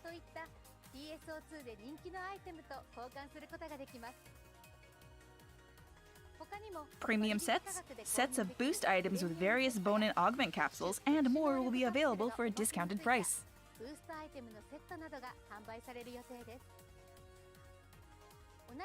In the AC purchase campaign that is also starting July 6th, players can earn accessories such as the Sunny Parasol and the Region Mag earrings, plus N, EX, EXP earned plus 50% depending on how much AC they purchase.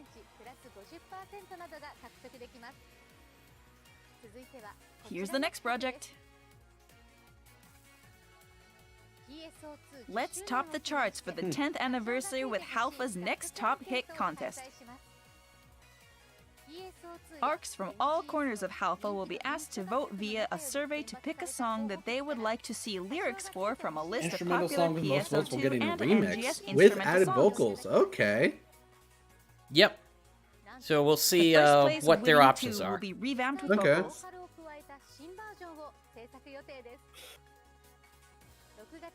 This survey opens on June 29th, so be sure to vote for your favorite track that you want to see put into words. Now, check this out. To add an I'm gonna extra oomph to say the celebration, the Ooze we'll be remix. releasing a commemorative manga by an artist whom many ARKs are familiar with. What's more, there will be What would illustrations be by lyrics various for game Ooze, development though? That would teams be and interesting. illustrators to celebrate one I don't know. decade of Ooze PSO2 is together. from originally Starting on Phantasy July Star 4, 4th, so be on the or lookout I for Phantasy know, Star. on but our Twitter and Remix official is site on Mondays, PSO2. Wednesdays, and Fridays for about a month.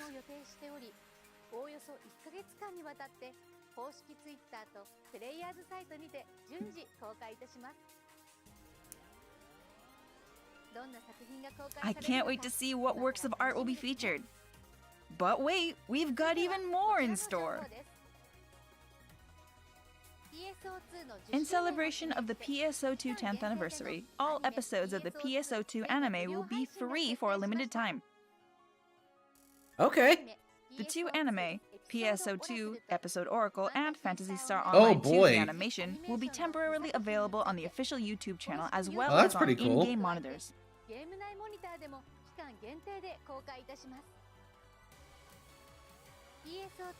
You can watch both for a limited time, with PSO2 Episode Oracle starting on June 29th and Phantasy Star Online 2 Gotta The make sure to Animation download starting them on while August they're 24th. still available. If you haven't seen the PSO2 anime or want to see them again, we hope you take this opportunity to check out all of the episodes for free. Please check the official site for a detailed release schedule. In addition, we'll be streaming a throwback of the Phantasy Star Online 2 on stage event originally performed in 2014 on our official YouTube channel starting July 4th.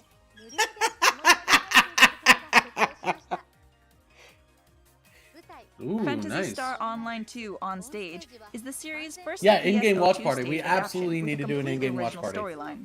Yeah. The story is set in the year 2022, which Especially happens to be for PSO2's 10th anniversary, the making it animation, perfect because the origin animation is project. garbage, and I would love to just rip on it. I would for this. I thought Sega wanted to Before we take a completely look as we forget this celebrate our thing 10th year with because PSO2. they still don't have virtual reality drivers for the game Let's yet, move on to our I next know. project. and that was the main sticking The point of that online ARKS on-stage ID event. generator, which allows you to make custom ARKS IDs with your favorite in-game screenshots, will But be still, available I after just this want to. podcast. I just want to do a watch party for the animation, Feel just to free rip to into show it. off your awesome creations. We can made with certainly this do it at some generator point, when yeah. interacting with other ARKS on social media. Oh, this is pretty cool. It We is, will be yeah. hosting a Twitter campaign at a later date where players will be eligible to win SG based on the number of tweets, including the hashtag PSO2_10th. So be sure to spread the word.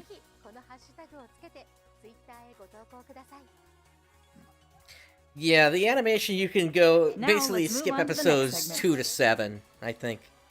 Mm-hmm. Sega will be hosting a booth at the upcoming Anime Expo 2022, which will be held in Los Angeles, California from July 1st to July 4th.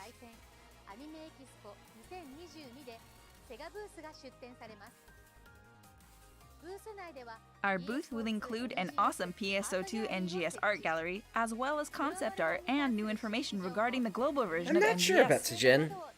I thought, to me, it looked like they might have actually come off a Make sure to website, but I stop guess by we'll and see. check out our t-shirts, badges, and other merch. A certain number of lucky visitors will be receiving a limited edition item code that can be used in-game. Oh, Anime Expo is actually at Los Angeles. That's it. Okay. Yeah, Yeah, not I'm Texas. definitely not This going to video be for heading more down there. information on what visitors can expect. I have no desire to go to California.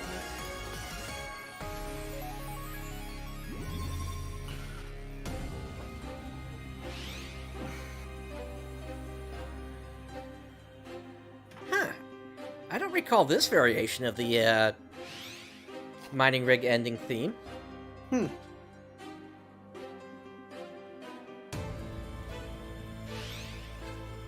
Maybe this was from Ritem. Maybe.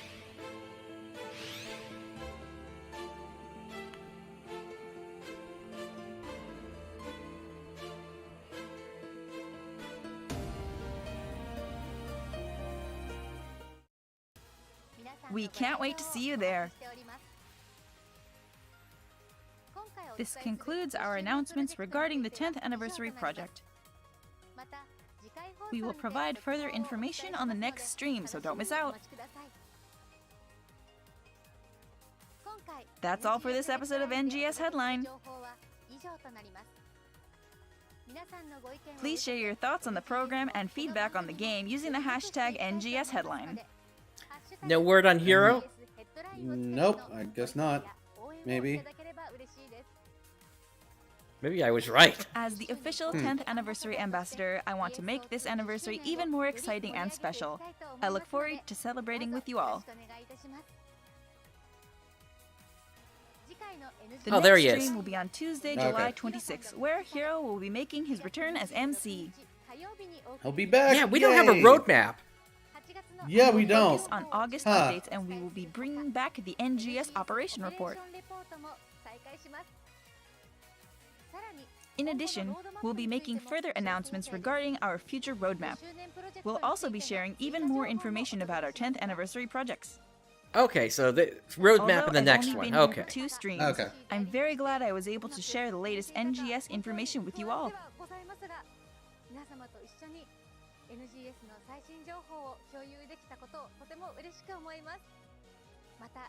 I hope we have another chance to meet again. Thank you so much for all of your support.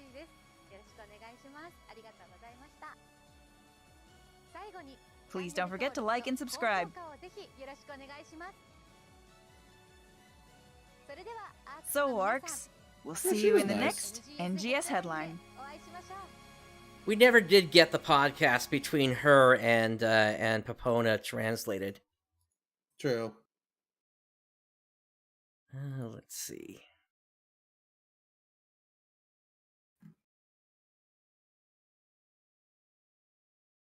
All right, so let's switch over real quick to the Japanese side and see what's happening over there. Let's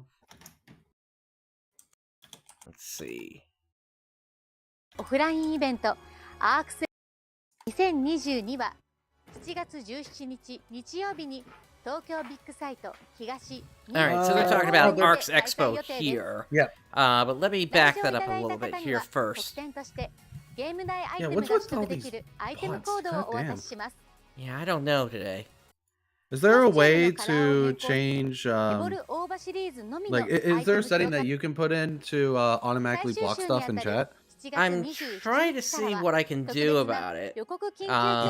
Because I know that is a thing that you can do in Twitch. この予告 I 研 don't know 究 if ク that's エ a ス thing ト on は YouTube. 特殊能力カプセルやストラグメント Let's などの see. 一部のアイテムがトークした際 Well, let me kind of skip through this until we get to something new here.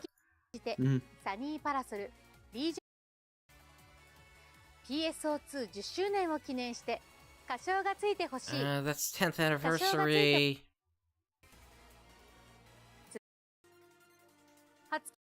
All right. Okay, so the Japanese versions of the anime are being broadcast as well. I don't think there are dubs for the anime, so I think in game it's just going to be オンライン subbed. アークスカードジェネレーターを Might クリエ be. イターズスタンプに NGS のスタンプが登場します Correct me if I'm Okay. wrong on that. I don't think there NGS were の dubs ゲーム for 内 them. で使用可能な I スタンプの一部がついに I'm not sure. LINE 上でも使えるようになります All right, here's something new. So, using the line service, you're able to apparently get some of the stamps again. おなじみのスタンプを使ってアークス同士で盛り上がりましょうです And then, yeah, they talk about ARKS Expo and the 2 sessions they're going to have for ゲーム that 内アイテムが取 here. 得できるアイテムコードをお渡ししますのご来場をお待ちして現在を期間限定で開設いたします We need Translator Kun to double characters. Okay, which Translator Kun? The original one? Because when we get the original Translator Kun, that would be great. It said not dubbed. Okay, that's what I thought. Oh, okay, so merch. Let's see. So, When are we getting this? I don't know. Apparently there's a badge coming out now for the Waker. 緊急発売されることが決定しました。そして2015年に発売され大好評だったファンタシースタークラスタージャージがリニューアルされ登場です。PSO210 周年を記念したメモリアル T シャツができました。メモリアルの名の通り、アークスの仲間たちと共に戦った思い出の場所がデザインされています。その他、2種の缶バッジコレクションもご用意しました。10年の間に描かれてきた数々のイラストがカプセルトイの重機ごとに15種ずつ入っています。こちらは会場限定商品となります。アークスの皆様へ感謝を込めて、サンクス福袋 Oh 2022 man, を I 会 like a 場 lot of 限 those 定で販 badges 売しま that す。 like little pins they got. Oh my god, Dakimakuras! 2万円相当の商品が What? 3000円で入手でき Look る at the bottom left! Look at the bottom さ left! らに 5% の Oh, 確 the 率で body pillows. オリジナルでキラキラカバー、ポニュエール、ハニュエールが追加で封入されています。 Oh, you got Dakimakuras, ご the 紹介 human してきた新 force. 商品の他にも既存の人気商品をたくさんご用意しています。開発同 I 人 think the 誌 Japanese side had that a while ago, actually. アークス This is なら looking 見逃 like せ some ない old 日常を stuff here, 彩る actually. 雑貨類、 I never 可愛い noticed マス that. コット Noticed キャラ that グッズな though. ど、イベント当日はぜひ物販コーナーまでお越しください。 Also, where's the rare アー drop? クスエキス Come ポ、 on, I ま want すま that す楽 shirt. しみになってきましたね。7月17日日曜日、アークスエキスポ2022会場の東京ビッグサイトにぜひお越しください。今回お伝えする10周年プロジェクトについては以上となります。また次回放送にて続報をお伝えしますので楽しみにお待ちください。今回 NGS ヘッドラインでお届けする情報は以上となります。皆さんのご意見を受けて NGS もこの番組もより良くしていきたいと思いますので、 So I ハッ guess シュタグ nothing else after NGS that? ヘッドラインをつけてのご意見や応援をいただければ嬉しいです。私も10周年公式アンバサダーとして Yeah, I guess that's it. PSO210 周年をより盛り上げていきたいと思いますので、どうぞよろしくお願いいたします。 Alright, so then they go into this here now, with Hiro coming back next time. So I don't think there's anything else here on the Japanese side. やれていたか本当に不安ではございますが、 Alright. 皆様と一緒に So Japanese side is getting some extra merch that once again we're not getting, but aside from that, not a whole lot else other here. Yeah. Overall, I say that was very meh. Yeah, I'll agree with you there. It's like, what is the point of playing in this upcoming event? Aside from Good question. Just to Go play it. Just to play it.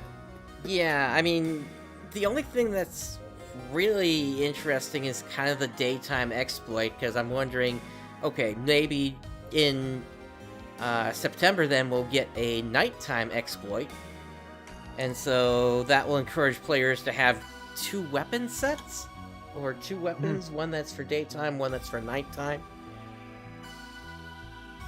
I don't get it. Especially when some of these drops are rare enough already, as it is. That means for me, I'd need two rugged swords at that point. Yeah. Real quick, we're almost running out of time because I gotta get going here soon. So let's quickly go over the remaining stuff here. Yep, let me pull that up here.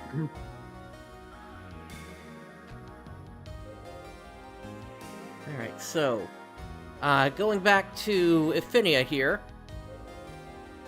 So, this is an announcement that was made on Saturday regarding hardcore mode in Ephinia. So, they feel hardcore mode, a non-vanilla mode they introduced quite some time ago on Ephinia, is not hardcore enough. This mode should be about survival and permanent death of a character. However, with the way hardcore mode is currently, it does not come off as such. The current version of hardcore mode it seems to attract people who want to have an easier time with PSO due to its double experience, double Maseta bonus, and 30% boost to rare item drop rates. Also, the fact that scape dolls can still drop from encounters with monsters seems to curb a considerable amount of danger to the mode. Thinking of ways to improve hardcore mode and create a true hardcore experience, they thought about removing hardcore mode boosts as well as removing escape dolls from the game. However, since combat in PSO is client-side, you can still escape death with a simple Alt backspace and live to fight another day. Thinking more about it, if they pulled escape dolls from the game, no one would want to fight bosses like Dark Falls or Olga Flow due to the potential of being troll-killed by another player. Removing escape dolls from the game would also stop people from wanting to play Episode 2 completely due to the number of monsters that have an insta-kill ability in that particular episode. Thinking even more about it, they came to the conclusion that PSO can't really be played as a true hardcore game, and so they decided to remove hardcore mode entirely. Yep. So with that day's maintenance, all currently existing hardcore accounts, characters, and teams have now been converted to normal mode.